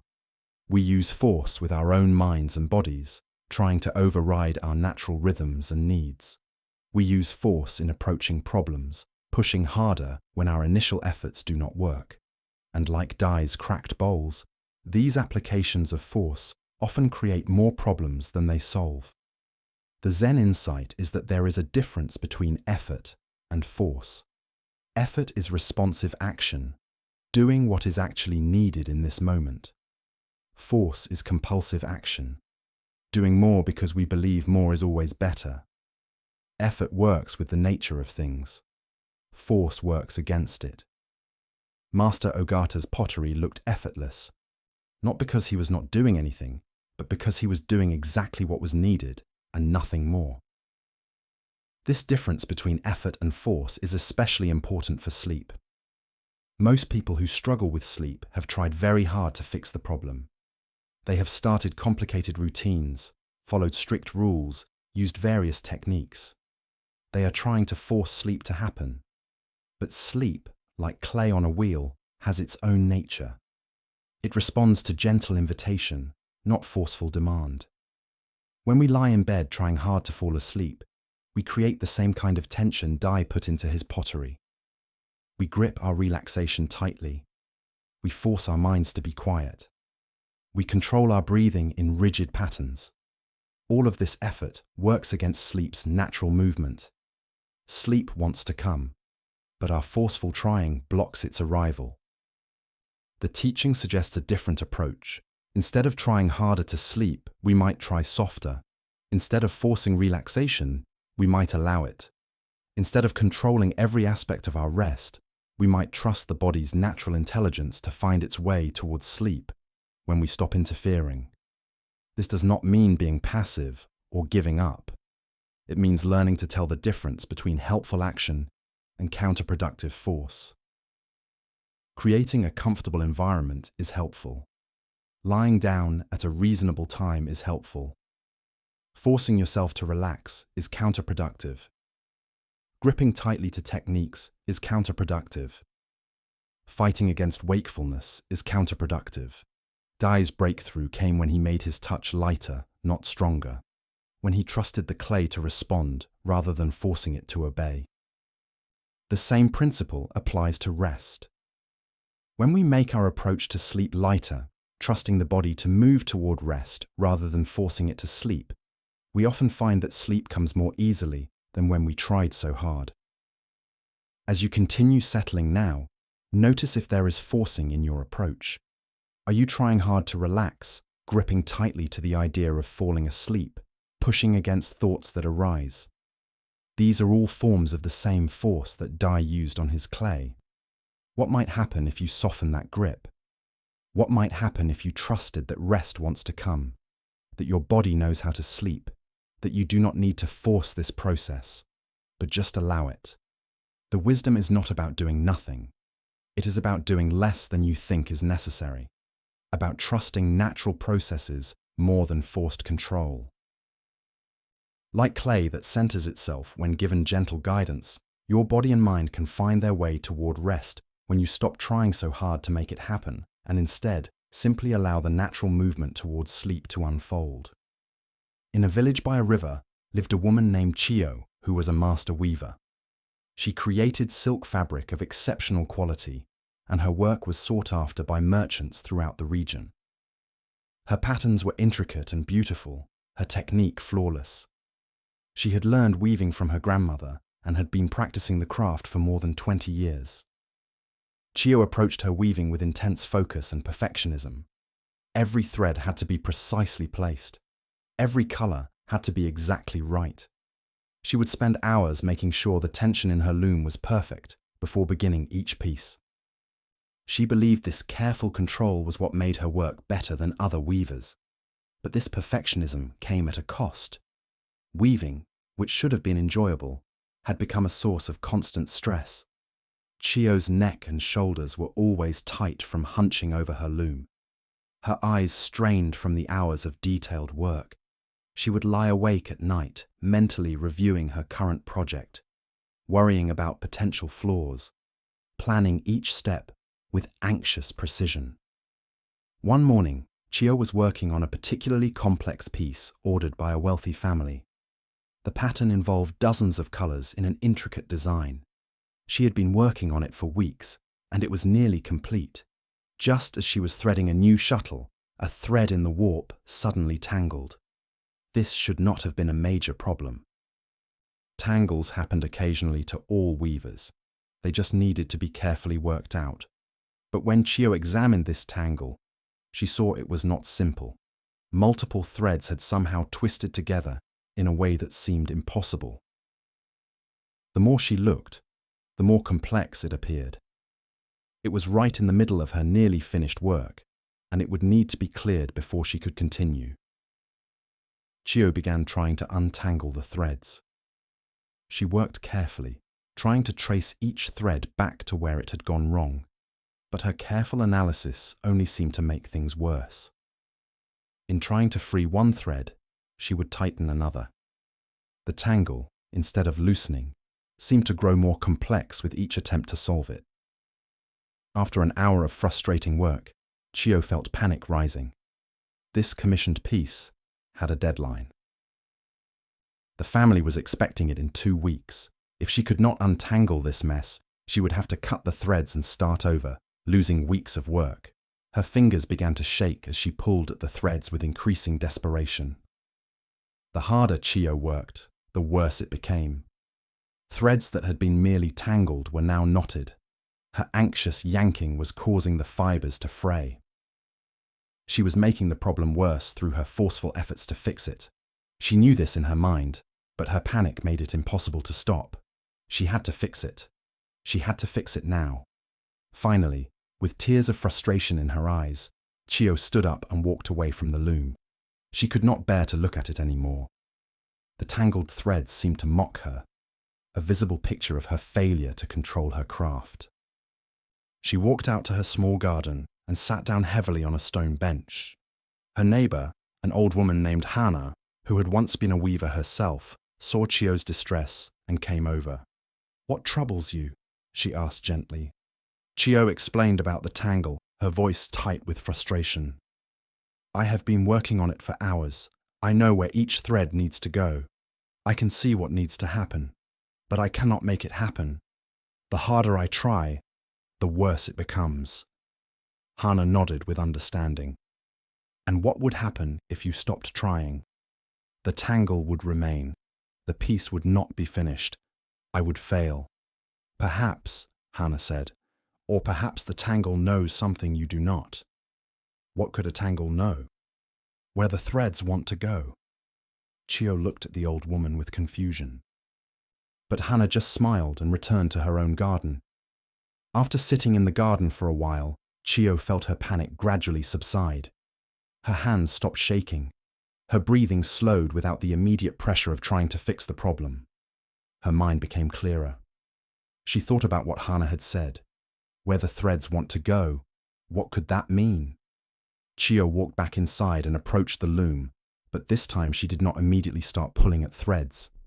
Instead, she just looked at the tangle, really looked at it, without trying to solve it. She noticed that what had appeared completely chaotic actually had a certain structure. The threads were not randomly jumbled. They had followed some kind of path in creating this knot. Instead of trying to force the threads where she thought they should go, Chio tried something different. She barely touched one thread, just feeling how it wanted to move. When she gave it the slightest freedom, it naturally slid a bit in one direction. She followed this movement with the lightest possible touch, not pulling or directing, just allowing the thread to show her where it wanted to go. The thread slipped free of one loop. This created a small opening. Another thread now had room to move. Chio touched it gently, feeling its natural direction. It too slid free with minimal guidance.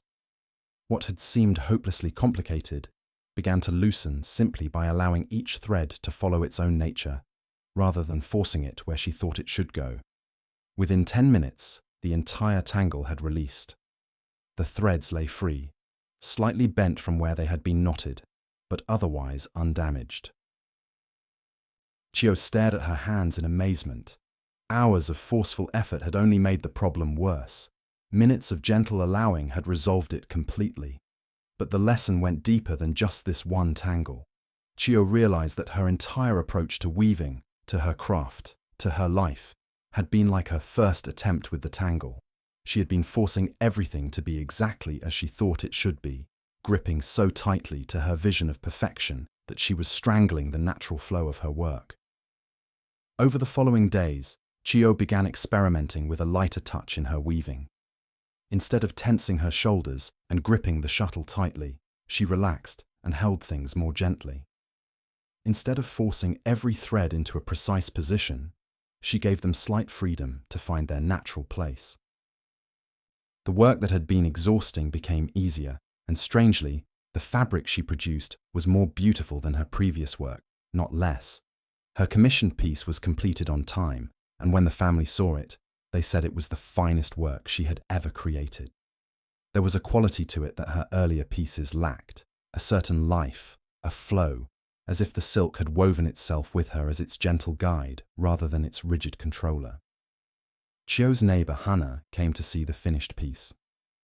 "You learned the tangle's teaching," she said with satisfaction. "I learned that force creates what it tries to prevent," Chio replied. "When I tried to make the threads go where I wanted, they only became more knotted. When I listened to where they wanted to go and helped them get there, everything released naturally." From that day forward, whenever Chio felt herself gripping too tightly, trying to force an outcome, she would remember the tangle. She would pause, breathe, and soften her approach. This did not make her less skilled or less accomplished. If anything, her work improved as she learned to cooperate with the silk rather than dominate it. Years later, young weavers would come to study with Chio, hoping to learn her techniques. She would show them the basics of the craft, but then she would say, "The real teaching cannot be explained in words. You must experience it yourself. Work until you encounter something that resists your force. Then stop forcing and start listening. The silk knows what it wants to become. Your job is to help it, not command it." The story of Chio the Weaver teaches something about the nature of problems and our usual approach to solving them. When we encounter difficulties, our instinct is to apply force, to push harder, to grip tighter, to increase our effort. We believe that obstacles require strength to overcome. But Chio discovered that this approach often makes problems worse rather than better. The tangled threads represented not just a weaving problem, but a life problem. When Chio tried to force the solution her mind had decided was correct, the situation became more complicated. Her forceful pulling, born of panic and the need to control, created exactly the outcome she feared. The threads became more knotted, not less. What resolved the tangle was a completely different approach. Instead of forcing the threads where she thought they should go, Chio listened to where they wanted to go. She gave them just enough freedom to follow their natural movement, and this natural movement led to the untangling she could not achieve through force.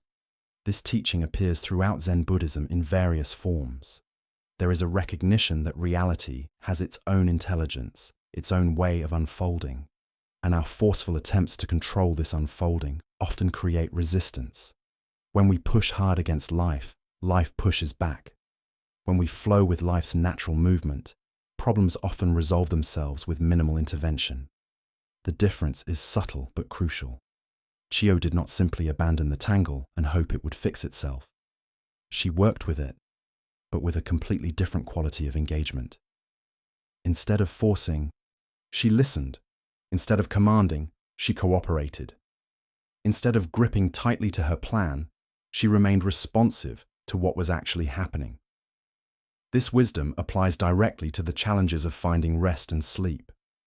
Many people approach bedtime difficulties the way Chio first approached her tangle. They see sleeplessness as a problem to be solved through force. They try harder to relax, grip more tightly to techniques, push forcefully against thoughts that arise, and like the tangled threads, their sleep problems often become more complicated through these forceful efforts. The alternative is not to abandon all effort, but to change the quality of engagement. Instead of forcing sleep to happen, we can listen to what prevents it. Instead of gripping tightly to a rigid bedtime routine, we can remain responsive to what we actually need in this particular moment. Instead of pushing against wakefulness, we can gently allow our natural movement toward rest. When Chio stopped trying to make the threads behave and instead listened to their natural movement, the tangle released. When we stop trying to make ourselves sleep and instead listen to our body's natural rhythm, rest often comes more easily. Not through abandoning all effort, but through a shift from force to cooperation. The teaching includes an important element of trust. Chio had to trust that the threads knew where they wanted to go, even when their path was not immediately clear to her analytical mind. She had to believe that gentle allowing would be more effective than forceful control, even though this contradicted everything her panic told her. Similarly, Approaching rest requires trusting that our bodies have natural intelligence about sleep. We do not need to manage every little part of the falling asleep process. We can create basic conditions and then trust the body's wisdom to move toward rest. When we stop interfering with anxious control. As you settle even more deeply now, you might notice if there are tangles in your approach to this moment. Places where you are trying to force something to be different than it is, gripping tightly to how you think rest should feel, or when sleep should come. These grips create their own kind of tangle, making rest more elusive the harder you try to capture it. What might happen if you softened your approach the way Chio learned to soften her touch? What if you listened to where your body and mind want to go, rather than forcing them where you think they should be?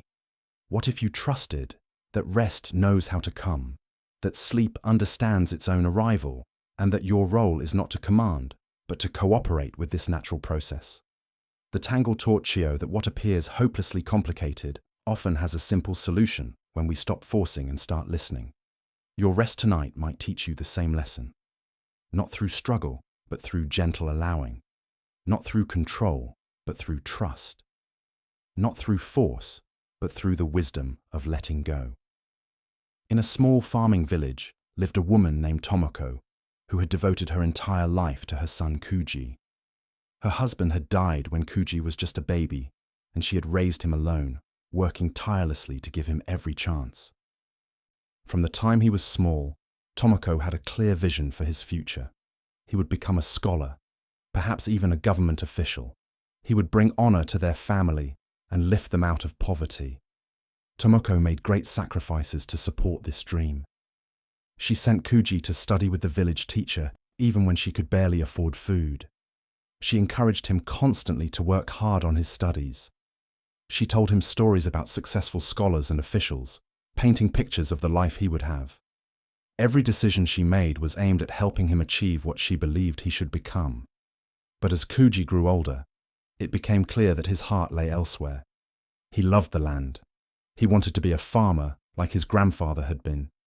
When he talked about planting and harvesting, about the changing seasons and the feeling of soil in his hands, his face would light up with genuine joy. But when Tomoko pushed him to focus on his studies, his expression would close and he would grow quiet. Tomoko could not understand this. Why would he choose hard manual labor when he had the chance for a better life? She had given up everything to provide him opportunities she never had. His rejection of these opportunities felt like a rejection of her sacrifice, of her love, of everything she had worked for. As Kuji approached manhood, the tension between them grew. Tomoko would lecture him about wasting his potential. Kuji would argue that working the land was not a waste, but a calling. Their conversations became arguments. The arguments became bitter silences. The love between them was still there, but it was buried under layers of disappointment and resentment. When Kuji turned 20, he announced that he was going to work on his uncle's farm in a neighboring village. He would not be continuing his studies. This was his decision and his life. Tomoko felt as if her world was ending. She had built every hope around a future that now would never happen. She felt betrayed, abandoned, lost. For months after Kuji left, Tomoko was consumed by grief and anger. She had given him everything, and he had thrown it away. She played back conversations in her mind, thinking of what she should have said differently. She imagined alternate paths where he had made different choices. She blamed herself for not pushing harder, for not explaining better. She blamed him for being ungrateful and short-sighted. The suffering was so intense that Tomoko could barely function. She stopped tending her small garden. She barely ate. She lay awake most nights, her mind churning with regret and disappointment. Her neighbors grew concerned and urged her to visit a wise woman named Sato, who lived at the edge of the village. Sato had once been married to a scholar and understood something about the pain of unmet expectations. Reluctantly, Tomoko went to see Sato. She poured out her story, her voice bitter with hurt. I gave him everything. I sacrificed my whole life for his future, and he chose to be a simple farmer.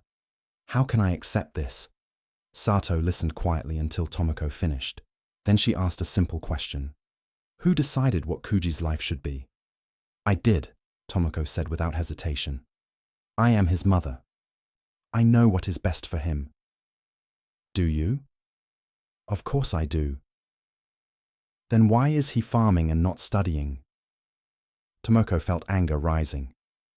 Because he is young and does not understand what he is giving up. Or because you do not understand what he is choosing, Sato said gently. Tomoko started to argue, but Sato raised a hand.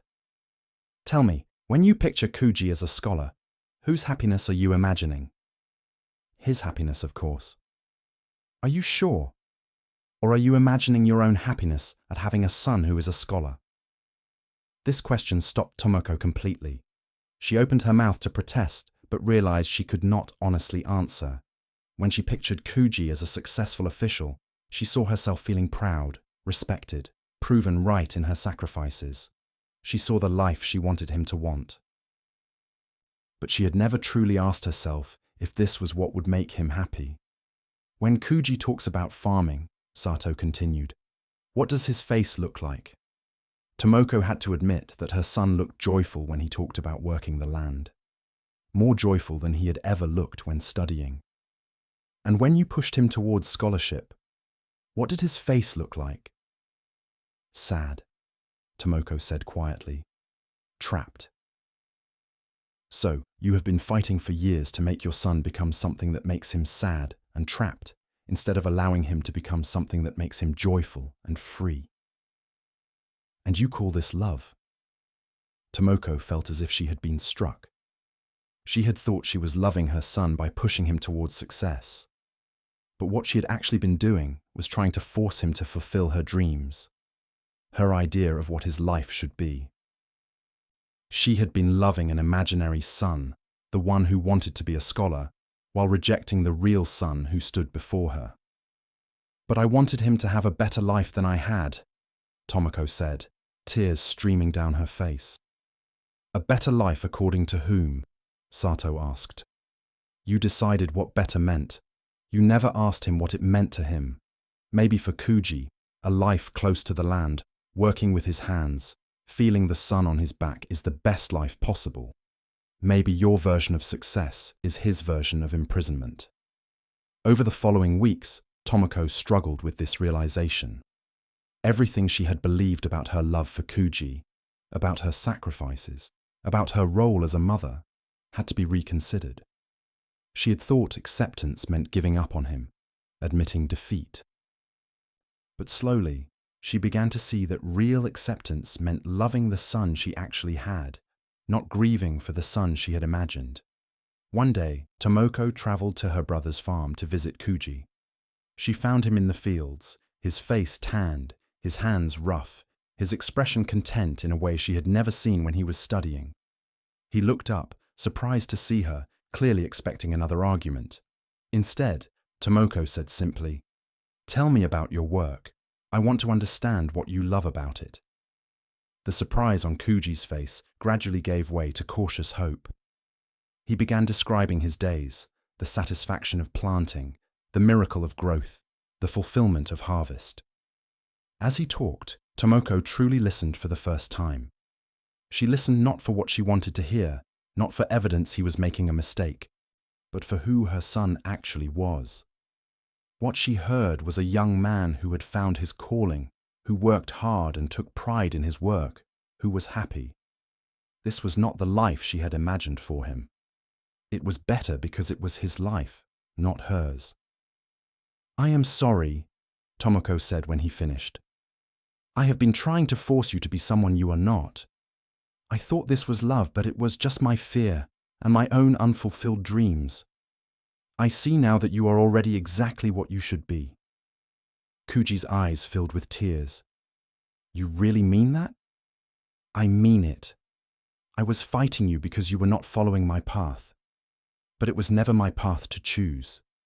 Can you forgive me?"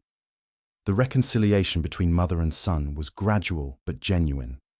Tomoko visited the farm regularly, learning about Kuji's work, meeting his friends, seeing his life as it actually was, rather than comparing it to the life she had wanted for him. And something unexpected happened. As she released her grip on her expectations, the suffering that had consumed her dissolved. She had thought she would grieve forever if Kuji did not become a scholar. But once she accepted reality as it was, the grief simply ended. She discovered that loving her actual son was far more satisfying than mourning her imaginary one.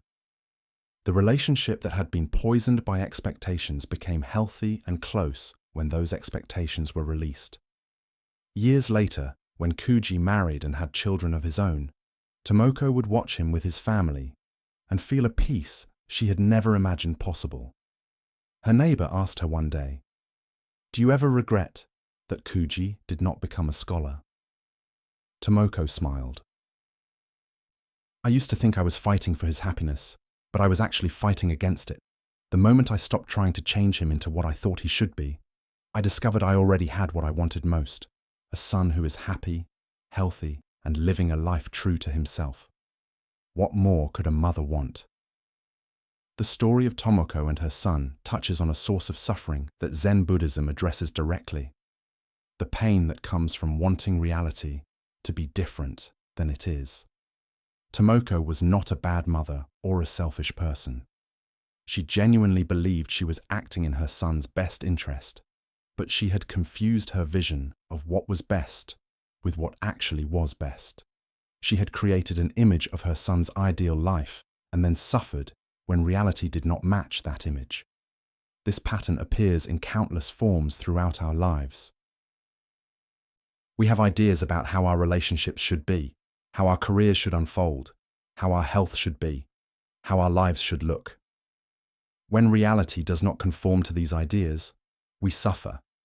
Not because reality is necessarily wrong, but because we are fighting against what is actually happening in favor of what we think should be happening. The teaching here is subtle but powerful. Acceptance does not mean approving of everything or becoming passive. Tomoko did not need to pretend she thought farming was better than scholarship. She just needed to accept that her son was a farmer and allow that reality to be what it was. This acceptance did not require her to change her values. It just required her to stop trying to force those values on someone else's life. What Sato helped Tomoko see was that much of her suffering came not from Kuji's choices, but from her resistance to those choices. The choices themselves were neutral. A son farming rather than studying is simply a fact. The suffering came from Tomoko's story about what that fact meant, about how it reflected on her, about what future it implied. When she released that story and accepted the reality of who her son actually was, the suffering ended.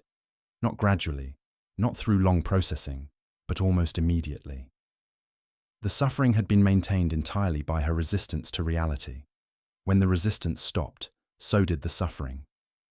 This teaching from Zen Buddhism has direct application to rest and sleep. Much of our bedtime suffering comes from wanting our experience to be different than it is. We want our minds to be quieter. We want our bodies to feel more relaxed. We want sleep to come sooner. We want our day to have gone differently so we would not have these worries. These wants create a constant rubbing between what is and what we think should be. This rubbing is exhausting and prevents rest. We lie in bed fighting our actual experience, wishing it was some other experience. And this fight keeps us from settling into whatever is actually here. Like Tomoko fighting her real son in favor of her imaginary one. We fight our real experience in favor of some imaginary perfect state we believe we need in order to sleep. The alternative is not to pretend everything is fine, or to give up on having preferences. It is to accept what is actually present in this moment, without adding the layer of suffering that comes from wishing it were different. Your mind might be active right now. Accepting this does not mean liking it or endorsing it. It just means acknowledging it without fighting it. This simple shift from resistance to acceptance often allows the active mind to naturally begin settling on its own. Tomoko discovered that accepting her son as he was did not mean losing him. In fact, it meant truly finding him for the first time.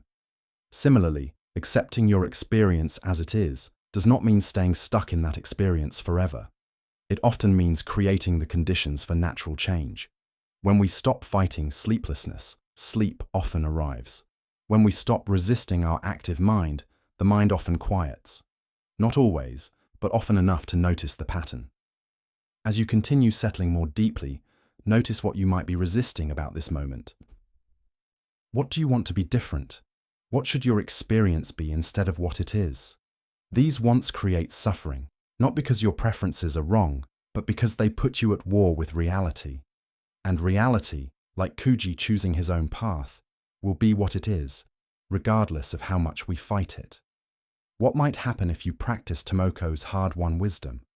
If you accepted this moment exactly as it is, including any wakefulness, any active thoughts, any discomfort, not approving of it necessarily, but just allowing it to be what it is, without the added layer of resistance. In that acceptance, you might find the same peace Tomoko discovered. Not the peace of getting what you want, but the deeper peace of no longer fighting what is. In a mountain monastery lived a monk named Ryo-kan, who suffered from chronic pain in his lower back. The injury had occurred years earlier when he slipped on ice while carrying wood. The initial damage had healed somewhat, but a deep ache remained that never fully went away. Some days it was mild, a dull background feeling. Other days it was sharp and limiting, making even simple movements difficult. For years, Ryon had been fighting this pain. He tried various treatments and herbal medicines. He adjusted his posture constantly, trying to find positions that would not make the injury worse. He avoided certain movements and activities. Most of all, he resented the pain deeply. It felt like an enemy that had invaded his body and would not leave. This resentment colored everything. During meditation, instead of settling into stillness, Ryon would be acutely aware of the discomfort in his back. He would shift position frequently, searching for relief that never came. During work periods, he would move carefully, always guarded against triggering more pain. At night, he would lie awake, feeling the ache, wishing desperately that it would go away. The pain itself was difficult, but Ryon's relationship to the pain made everything worse. He felt like the injury had stolen his life. Before it happened, he had been strong and capable. Now he felt broken and limited. The pain was a constant reminder that his body had failed him, that he was less than he should be. Other monks noticed Ryon's suffering. They would suggest he try to accept the pain rather than fight it, but these suggestions only frustrated him. How could he accept something that hurt? How could he make peace with an injury that limited his ability to practice? Acceptance sounded like giving up, and he was not ready to surrender to this unwanted condition. One winter, an old monk named Sangai came to stay at the monastery for a few months. Sangai was known for his wisdom and his direct teaching style. He noticed Ryon's constant discomfort and the way his face would tighten whenever his back bothered him. One evening, Sangai asked Ryon to join him in his quarters. When Ryon arrived, the old monk gestured for him to sit. "Tell me about your pain," Sangai said simply. Ryon felt suddenly defensive. "What is there to tell? My back hurts. It has hurt for years. I wish it did not hurt." "Describe it exactly." "What do you mean, the pain?" "Describe it precisely. Not your thoughts about it or your wishes about it. Just the sensation itself." Ryon hesitated. He had spent years thinking about the pain, hating it, trying to escape it. But he had never simply observed it without judgment. He closed his eyes and tried to pay attention to the actual sensation in his back. "It is like a deep ache," he said slowly, "sensed in my lower back on the left side. It feels tight, like something is pulled too taut." "Does it move or stay still?" Ryon paid closer attention. "It shifts slightly. It pulses a bit with my heartbeat. The intensity changes." "Is it hot or cold?" "Neither really, just pressure and ache." "And right now, in this moment, how intense is it?" Ryon noticed something surprising. Right now, it was not very strong, maybe 3 out of 10. "But you have been suffering all day, as if it were much worse." Yes, Ryon realized this was true. He had been carrying the memory of the pain's worst moments, the fear of those moments returning, and the resentment about having the pain at all. These mental additions were creating more suffering than the actual physical sensation in this present moment. "I want you to try something," Sangai said. "For the next week, whenever you notice pain, I want you to describe it precisely to yourself the way you just did with me. Do not judge it or wish it away. Just observe it exactly as it is. Can you do this?" Ryoan agreed, though he was doubtful about what this would accomplish. Over the following days, he practiced what Sangai had taught him. Each time he became aware of his back pain, instead of his usual pattern of tensing against it and wishing it would stop, he would pause and simply observe it. What he discovered surprised him. The pain was never as constant or as intense as he had believed. It came and went in waves. It changed quality and location. Some sensations he had labeled as pain were actually just tightness or fatigue.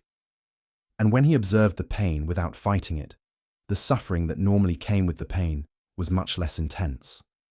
One afternoon, Ryoan was sitting in meditation when a sharp twinge went through his back. His immediate instinct was to tense against it, to shift position, to curse the injury. Instead, he tried Sangai's practice. He observed the sensation precisely. Sharp, yes. Located in a specific spot, lasting for perhaps 3 seconds before fading to a dull ache, then mostly gone.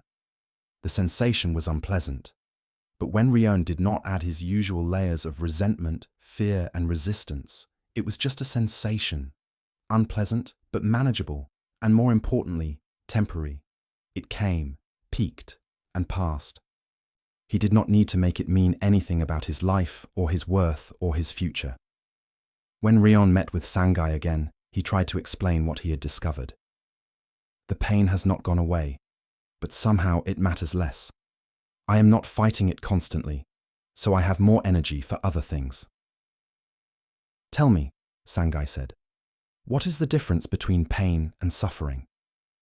Ryoan had to think about this. Pain is the physical sensation. Suffering is what I add to it. The story I tell about what the pain means. The fear of it getting worse. The resentment about having it. The wish that it would go away. And which hurts more? The suffering, Ryoan admitted. The pain itself is just sensation. The suffering is what makes it unbearable. So all these years, you have been fighting the wrong enemy. You have been trying to eliminate the pain when what was actually tormenting you was your relationship to the pain. Over the following months, Ryoan's life changed significantly. Though his physical condition remained largely the same, he still had pain in his back. Some days were worse than others. He had stopped adding suffering to the pain. When it hurt, he would acknowledge the sensation without making it mean he was broken or damaged. He would work with his limitations without resenting them. He would rest when he needed to without feeling like a failure. His meditation deepened because he was no longer constantly at war with his own experience. His work became more satisfying because he was fully present with it, rather than distracted by resistance to discomfort. His sleep improved dramatically because he was no longer lying awake fighting sensations or worrying about pain. One day, a young monk came to Ryoan complaining about a recurring knee injury that was interfering with his practice. Ryoan listened with deep understanding. "I know how you feel," Ryoan said. "I have lived with back pain for years, but I can tell you that the pain itself is not your biggest problem. Your suffering about the pain is what will truly limit your life if you let it." "How do I stop suffering about it?" You do not stop suffering about it through force. You stop adding suffering to it. You notice the difference between the actual sensation and all the stories you tell about that sensation. The sensation will be what it is, but the stories are optional. That seems too simple. It is simple, but not easy. Your mind will want to fight the pain, to resent it, to wish it were gone. You have to patiently, again and again, just feel the sensation without the fight. Over time, this becomes natural, and you discover that you can live fully, even with pain, as long as you are not also living with constant war against that pain. Years later, visitors to the monastery would sometimes remark that Ryoan seemed unusually peaceful, despite his obvious physical limitations. When asked about this, he would say, "I learned to distinguish between what hurts and what I add to the hurt. One is unavoidable, the other is optional. Choosing not to add suffering to pain does not eliminate the pain, but it eliminates most of what makes pain unbearable." The story of Ryoan and his chronic pain shows a teaching that appears throughout Zen Buddhism: the distinction between pain and suffering, between what actually is and what we add to what is, through our resistance and stories. Ryoan's physical pain was real. The injury had happened. The damage remained. The sensation was genuine. But most of his torment came not from the pain itself, but from his relationship to it. When Sangai asked Ryoan to describe the pain precisely, he was teaching a form of acceptance that is often misunderstood. Acceptance does not mean liking something or approving of it. It does not mean giving up on improvement or becoming passive. It means acknowledging what is actually present without adding layers of resistance, resentment, and story. What Ryoan discovered through this practice was that the pain itself took up a relatively small space in his awareness when he did not surround it with fight and fear. The physical sensation was there, yes, but it came and went, changed intensity, was sometimes barely noticeable. His suffering had been constant because he was fighting the pain constantly, even when it was mild or absent. He was living in fear of pain's return, in resentment about its presence, in grief about his lost capabilities. All of these mental additions created a suffering that was often worse than the physical pain itself. When Ryoan learned to feel the actual sensation without the story, he discovered that the sensation was manageable, unpleasant, but not unbearable, present, but not all-consuming. The same pain that had tormented him for years became just another part of his experience, no longer the center of his suffering. This teaching is extremely important for how we approach any unwanted parts of our experience, especially as we prepare for rest. Many of us lie in bed with various discomforts: physical tension, mental activity, emotional unease. Our instinct is to fight these sensations, to wish they were not present, to see them as obstacles to sleep. But like Ryoan's relationship to his pain, our fight with these discomforts often creates more suffering than the discomforts themselves. We tense against tension, creating more tension. We resist our active mind, giving it more energy. We make our unease mean something terrible about our ability to rest, adding story and fear to what might just be a temporary feeling. The alternative Ryoan discovered is not to pretend discomfort is not there or to force ourselves to like it. It is to acknowledge it without fight, to feel it precisely without story, to allow it to be present without making it mean we cannot rest. This shift from resistance to acknowledgement often allows discomfort to naturally begin releasing. Though that is not why we do it. We do it because the resistance itself is exhausting and prevents rest. As you settle even deeper now, you might practice what Ryoan learned. If there is discomfort present, physical or mental, try observing it the way Sangai taught. Describe it precisely to yourself. Where is it located? What is its exact quality? How does it change from moment to moment? This observation without judgment is a form of acceptance, not approval, just acknowledgement. You might discover, as Ryoan did, that the sensation itself is more manageable than your fight with the sensation. That pain is just pain. Tension is just tension. Thoughts are just thoughts. When you stop adding the layer of resistance that says they should not be here. In this acceptance without fight, rest becomes possible, even in the presence of imperfect conditions, not because the conditions change, but because you stop requiring perfect conditions before allowing yourself to rest. In a remote monastery lived a nun named Miyoko who had devoted herself to Zen practice for 15 years. She spent hours each day in formal sitting meditation, followed strict schedules, and studied complex teachings about the nature of mind. She believed that enlightenment required extraordinary effort and special practices that went beyond ordinary life. Miyoko particularly looked down on the daily work periods that were part of monastery life. She saw washing dishes, sweeping floors, and preparing food as necessary duties that took time away from real practice. She would rush through these tasks with her mind elsewhere, counting the minutes until she could return to her meditation cushion, where the real spiritual work happened. The head teacher, a woman named Eshin, noticed Miyoko's divided relationship with monastery life. She saw how Miyoko treated meditation as sacred and work as unimportant, how she brought complete attention to formal practice and minimal attention to daily tasks. One day, Eshin made an announcement that puzzled everyone. She was assigning Miyoko to be the monastery dishwasher for the next 6 months. This would be her only responsibility. No formal meditation, no study, no teaching, just washing dishes after every meal. Miyoko was devastated. 6 months of her precious practice time would be wasted on menial labor. She tried to argue that this assignment would set back her spiritual development, but Eshin was firm. "This is your practice now," was all she would say. The first day, Miyoko approached the washing with resentment. 3 large meals for 40 people meant mountains of dishes, pots, and utensils. She rushed through the work, her mind churning with frustration. This was not why she had become a nun. She was meant for higher things, not standing at a wash basin scrubbing rice pots. Days turned into weeks. Miyoko continued to rush through the washing, treating it as an obstacle to overcome rather than an activity in itself. Her hands would be in the water while her mind was anywhere else. Rehearsing meditation instructions, planning what she would do when these 6 months were finally over, feeling sorry for herself.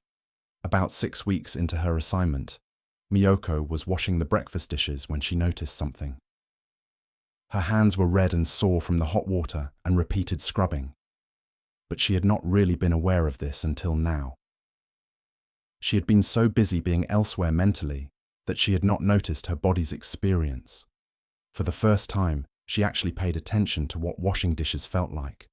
The warmth of the water, the slippery texture of the soap, the weight of a bowl in her hands, the sound of water splashing against clay. These sensations had been present all along, but she had never really experienced them because her attention was always somewhere else. Something shifted in that moment. Miyoko stopped trying to finish quickly and just washed one bowl, then another. She felt the roundness of each bowl, noticed the slight differences in weight and glaze. She felt the exact pressure needed to remove stuck rice. She heard the small music of bowls clicking against each other as she stacked them to dry. The work itself began to reveal a certain rhythm and pattern. There was a right way to stack the dirty dishes so the washing went smoothly, a most efficient motion for scrubbing that felt good in the body, a satisfaction in seeing something dirty become clean through simple, repeated action. Over the following days and weeks, Miyoko found herself looking forward to washing time. The work that had seemed like torture became something else entirely. Not a distraction from practice, but a different kind of practice. Her mind, which had raced constantly during formal meditation, became quiet naturally while washing dishes. Her body, which had been tense with striving during sitting practice, relaxed into the simple movements of wash, rinse, dry. She noticed things she had never seen in 15 years of formal practice, the way thoughts would arise and pass on their own without her needing to fight them or follow them.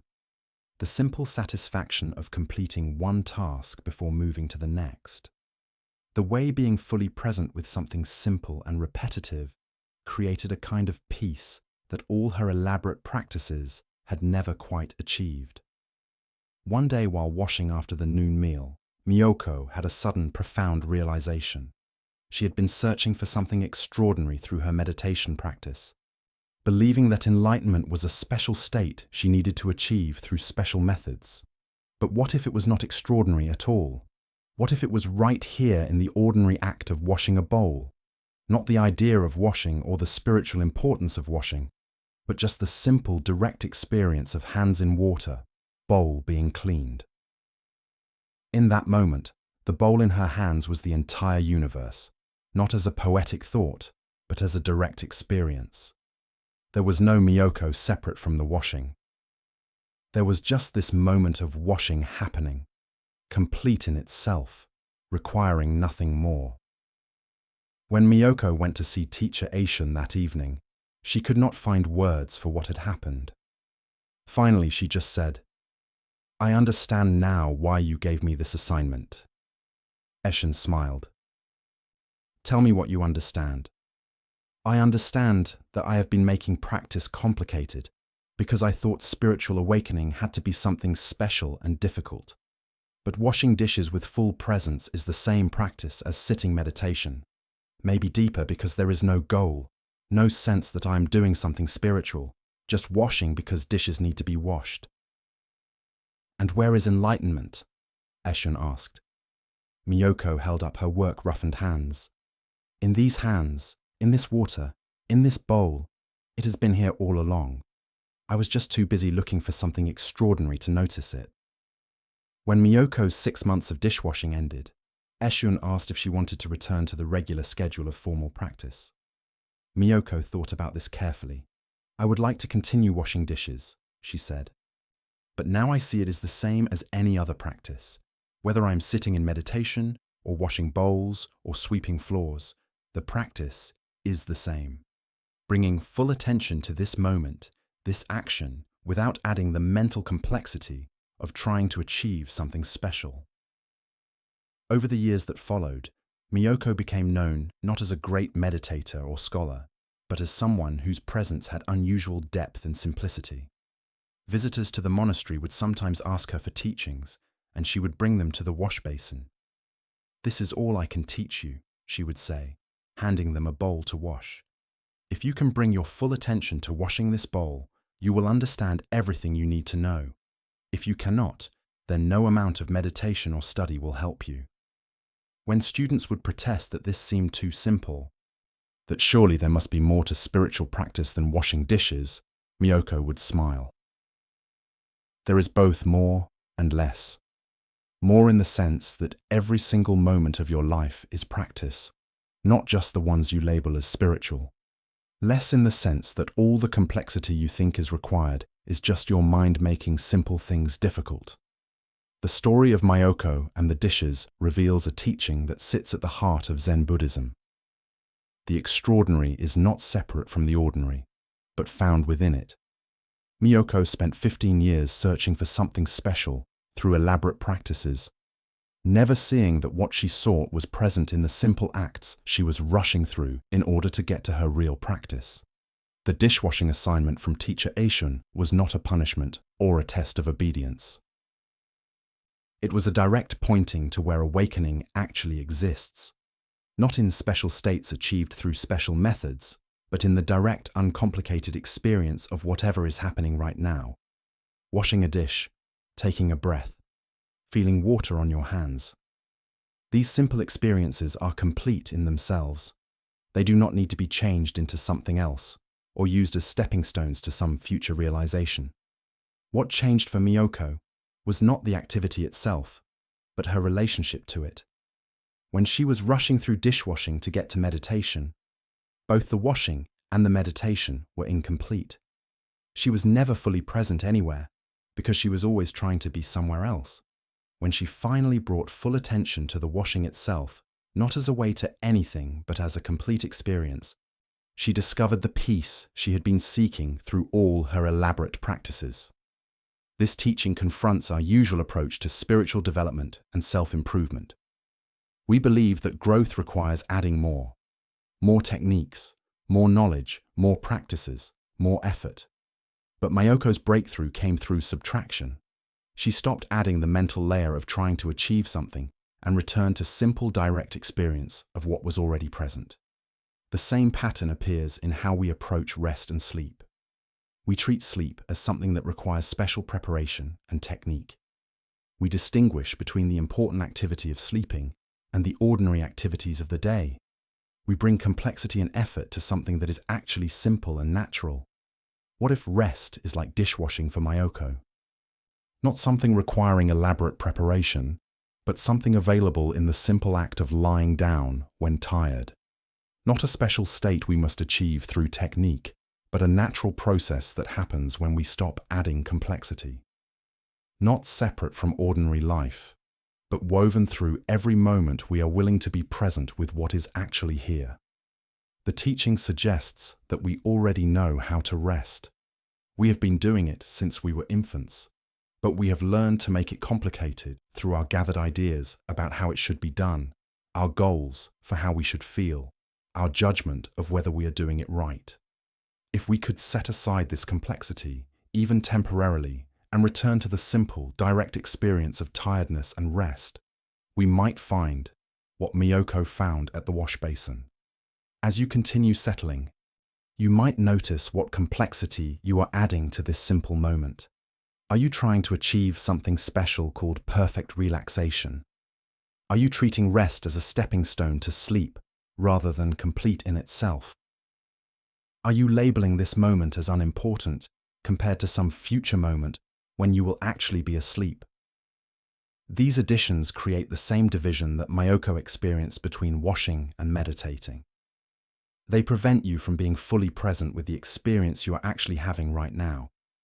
What remains when you subtract these additions? Just this. Just the simple fact of lying down, of breathing, of resting, complete in itself, requiring nothing more, already the peace you have been seeking through effort and complexity. Miyoko discovered that enlightenment was not in some special experience, but in the ordinary experience of washing a bowl with full attention. Your deep rest tonight might not require any special achievement, but just this ordinary experience of being present with rest itself, without trying to make it something other or better than what it already is. In a village near the sea lived a young monk named Ren, whose greatest difficulty was sitting meditation. While other monks could sit still for hours, Ren's legs would become restless within minutes. A powerful urge to move would build until he could barely stand it. His mind would race with thoughts about how he should be able to sit still, judgments about his lack of discipline, comparisons to other monks who sat so peacefully. His teacher, Master Soen, had tried various ways to help Ren with this difficulty. Different cushion heights, different sitting positions, different breathing techniques. Nothing worked. After 20 minutes, Ren would be in agony, not from physical pain, but from the overwhelming need to move. He felt like a failure as a student, convinced that something was fundamentally wrong with him that prevented proper practice. One day, Soen decided to try something completely different. Instead of meditation instruction, he gave Ren a new assignment. For the next month, I want you to walk. Just walk, around the temple grounds, through the forest, along the beach. Walk slowly, paying attention to each step. This will be your entire practice. Ren was relieved at first.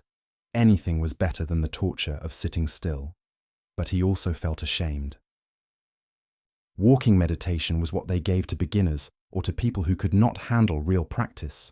He felt he was being demoted, given an easier practice because he was too weak for the challenging one. The first day, Ren walked with his usual restless energy. He moved quickly, his mind churning with the same thoughts that troubled his sitting practice. Why was he so bad at this? What was wrong with him? Would he ever be able to sit properly?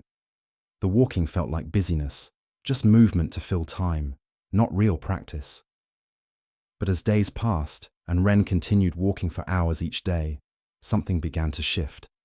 The sheer repetition of one step after another started to quiet his mind. There was nothing to achieve in walking, nowhere to get to. Just this step, then the next, then the next. His legs, which had been so restless during sitting, found a natural rhythm in movement. Ren began to notice subtle things about walking, the way his weight shifted from one foot to the other, the engagement of different muscles with each step, the movement of his arms, the turning of his hips, the way his breath synchronized with his pace. Walking was not simple at all. It was a complex coordination of countless tiny movements, all happening naturally without conscious control.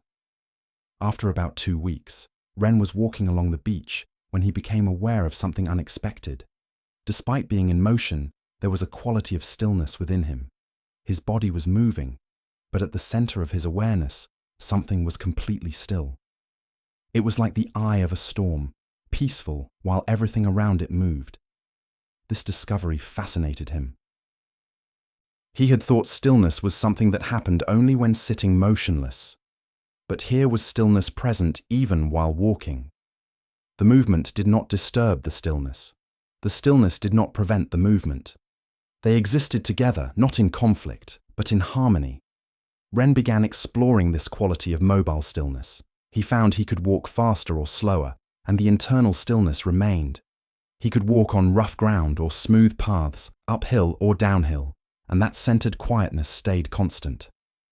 The stillness was not dependent on his body being motionless.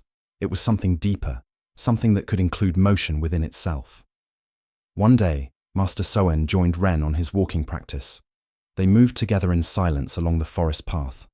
After a while, Soen said, "Tell me what you have discovered." "I thought stillness required the body to be still," Ren said. "But I have found a stillness that remains even when moving. It is not in my body. It is in awareness itself." "And where do you find this stillness?" Ren paused to sense more deeply. "At the center, like the hub of a wheel. The rim moves, but the center is always still." Soen nodded. "Now, can you find this same stillness while sitting?" The question surprised Ren. He had not thought about applying what he learned while walking to sitting meditation. That evening, when the other monks went to sit, Ren joined them. But he approached it completely differently.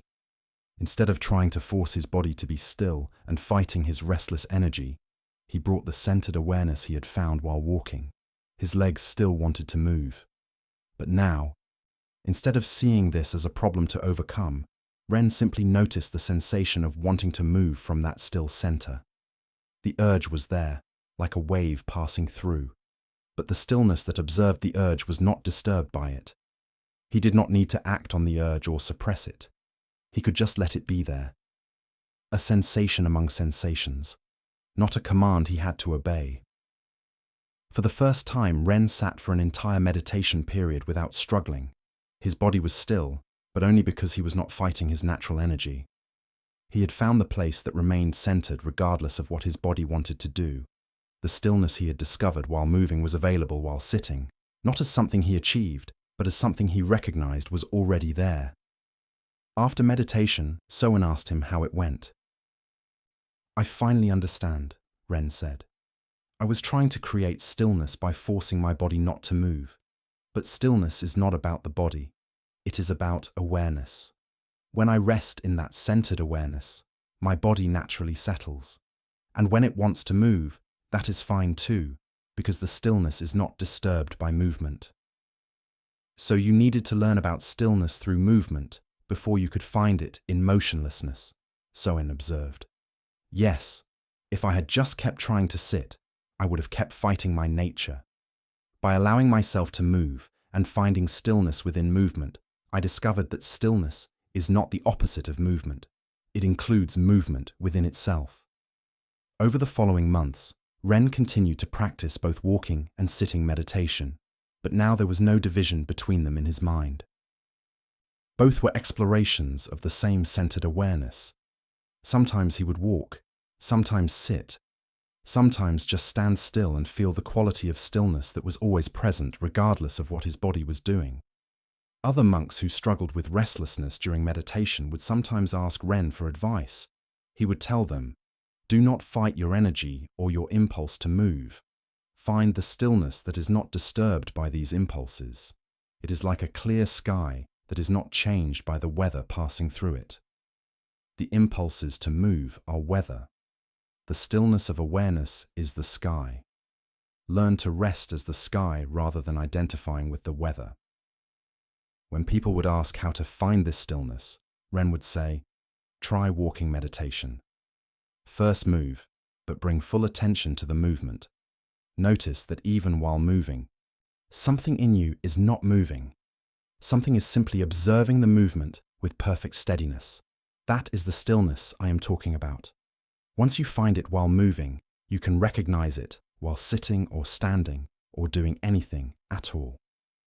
Years later, when Ren became a teacher himself, he was known for his unique ability to help students who could not sit still. He understood from his own experience that the problem was not their bodies, but their relationship to their bodies. They were trying to force stillness from the outside, rather than recognizing the stillness that was already present inside. Your body might want to move, he would tell them.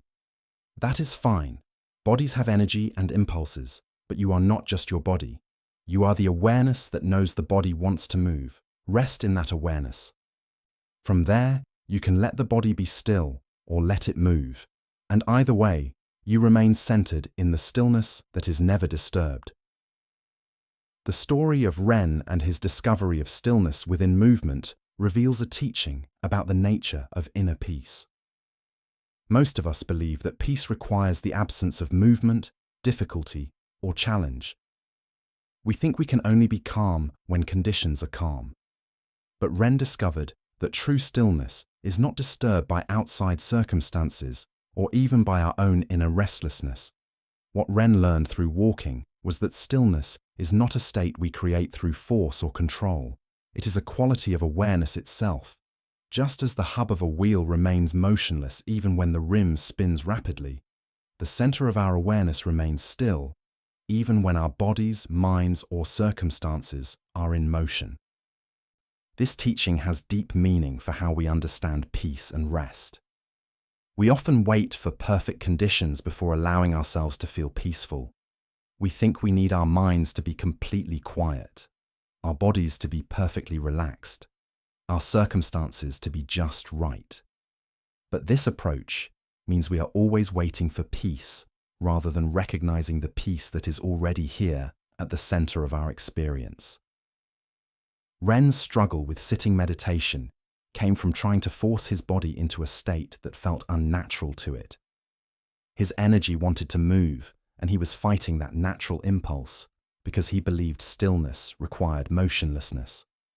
When he was given permission to move and discovered stillness within movement, he learned that what he had been seeking through force was already available through recognition. The teaching applies directly to our approach to rest and sleep. Many of us lie awake because we are fighting our experience. Our mind is active, and we think this means we cannot rest. Our body feels restless, and we believe we must force it to be still. But like Ren discovered, the peace we seek does not require our experience to be different than it is. It exists at the center, in the awareness that can observe both activity and stillness without being disturbed by either. When Ren learned to rest in centered awareness while his legs wanted to move during meditation, the urge to move gradually settled on its own. Not because he forced it, but because he stopped adding the tension of fighting it. Similarly, when we rest in awareness while our minds are active or our bodies feel restless, these energies often naturally begin to settle without force. The key is the shift from trying to create stillness to recognizing the stillness that is already present. This stillness is not something we achieve. It is what we are beneath all the activity and motion.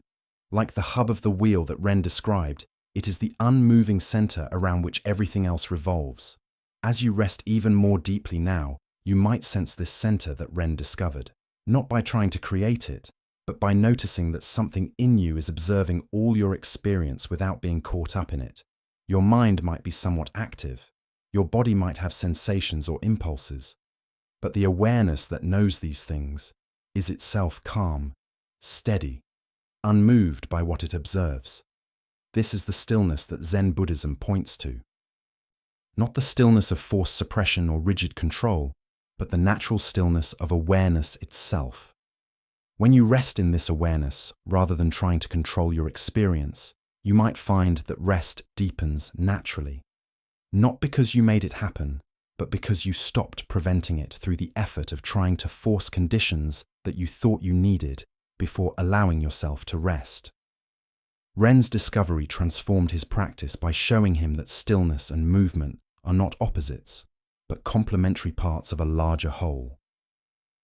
Your rest tonight might deepen through the same discovery, that the activity you notice and the rest you seek are both present together, not in conflict, and the awareness that includes both is already the peace you have been seeking, available right now, waiting for you to stop looking past it towards some imagined future state. Let yourself settle completely now. Feel how your body is already releasing, already knowing what to do. Notice how breathing continues without your management. Trust the process that has brought you safely through every previous night of your life. The teachings you have heard tonight are not new information to memorize, but reminders of what you already know. That peace is here. That rest is natural. That letting go is not loss, but return. Each of these teachings points to the same truth approached from different angles. The peace you seek is not in the future, not in achievement, not in perfect conditions. It is here now, in this simple moment of rest, available not through force, but through allowing, not through control, but through trust. Not through gathering, but through release. Your breathing continues, your heart beats, your body rests. These happen without your conscious direction. The same natural intelligence that manages these processes knows how to bring you into sleep. You do not need to help it. You just need to stop interfering with your well-intentioned but unnecessary efforts to control what already knows how to unfold. As you drift deeper into rest, you can let go of everything. These teachings have pointed to the burdens you carry, the need to control outcomes, the habit of living anywhere but now, the force you apply to what wants to flow naturally, the resistance to what already is, the complexity you add to what is simple, the tension in awareness that wants to be effortless, the fight against surrender that keeps you from the peace of letting go. One by one, let these fall away, not through effort, but through recognition that they are optional. You do not need them tonight. They might have served you during the day, though probably not as well as you imagine. But now, in this time of rest, you can release them like leaves falling from autumn trees.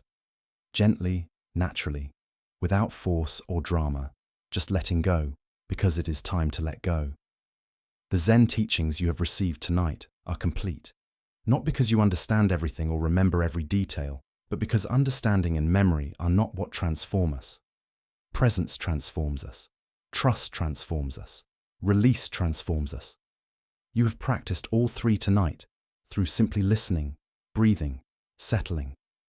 Now there is nothing more to do, no more teachings to receive, no more practices to apply. Just this moment of complete rest. Your eyes can close fully if they have not already. Your breathing can become as slow and deep as it wants to be. Your body can release every remaining bit of tension it is ready to release. Your mind can become as quiet as it becomes without you forcing or measuring. Sleep will come in its own time, not because you earned it or achieved it or did everything right, but because sleep is what naturally happens when we stop preventing it, when we trust it, when we let go into it, the way Master Soen let go into death, with curiosity and peace, and the recognition that some things are beyond our control, and that is actually fine. May your sleep tonight be deep and restorative. May you rest in the peace that has been here all along, beneath your busy thoughts, beneath your worries and plans, beneath even your desire for rest. May you awaken refreshed, carrying some whisper of what you have learned tonight into your waking hours. May you remember, if only dimly, that peace is not something to achieve, but something to recognize. Already here, already yours, already complete. Feel yourself sinking deeper now into whatever supports you. Notice how your body has already been releasing without you tracking each change. Your shoulders have dropped. Your face has softened. The weight of your body has settled more completely into rest. This happened by itself. This is how natural processes work. When we stop interfering, your breath continues its gentle rhythm. In and out, rising and falling. Each exhale, a a small letting go. Each inhale receives what comes next without effort. You have been breathing this way your entire life. Tens of thousands of breaths taken and released without your conscious management. This same natural intelligence that breathes you, that beats your heart, that heals your wounds, this intelligence knows how to bring you into sleep. You can trust it completely. Not because someone told you to trust it, but because it has proven trustworthy every single night of your life. You have fallen asleep thousands of times. You have released into rest, let go of the day, surrendered control, and awakened renewed. Tonight is no different. The same process that has carried you safely into sleep all those times is here now, ready to receive you. There is nowhere you need to go, nothing you need to become, no state you must achieve before allowing yourself to rest. This moment, exactly as it is enough. Your body, exactly as it feels right now, is enough. Your mind, with whatever thoughts still move through it, is enough. Everything is already sufficient for rest. The stories you heard tonight were mirrors reflecting what you already know in your deepest being. That peace is not earned but recognized. That rest is not forced but allowed. That the freedom you seek comes not from changing everything about your life, but from changing your relationship to your life. These truths are not new to you. They have always been present, waiting beneath the noise of your busy thoughts. As you settle even deeper, you might notice how little effort this requires, how rest wants to come, how your body naturally moves towards sleep when you stop blocking its movement, like water finding its level, like leaves falling when autumn comes, like the tide returning to shore. These things happen through their own nature, not through force or will. Let yourself be carried now, carried by the breath that breathes itself, carried by the body that knows how to rest, carried by awareness that remains gently present, even as everything else softens and quiets. You are safe here. You are held. You can let go completely. If thoughts still arise, let them. They are just weather, passing through the sky of awareness. If your body has sensations, let them be. They are just experiences happening in this moment, not problems requiring solutions. If sleep has not yet come, that is fine too. It will come when it comes. Your only task is to remain here, present and releasing, trusting what has always been trustworthy. The peace you have touched tonight through these teachings is not something you will lose when you awaken. It is not dependent on this particular state or this specific moment. It is your fundamental nature, always available, always present beneath whatever is happening on the surface. You can return to it any time simply by remembering what these stories have pointed to. Sleep well, and thank you for joining us here at Quiet Monk.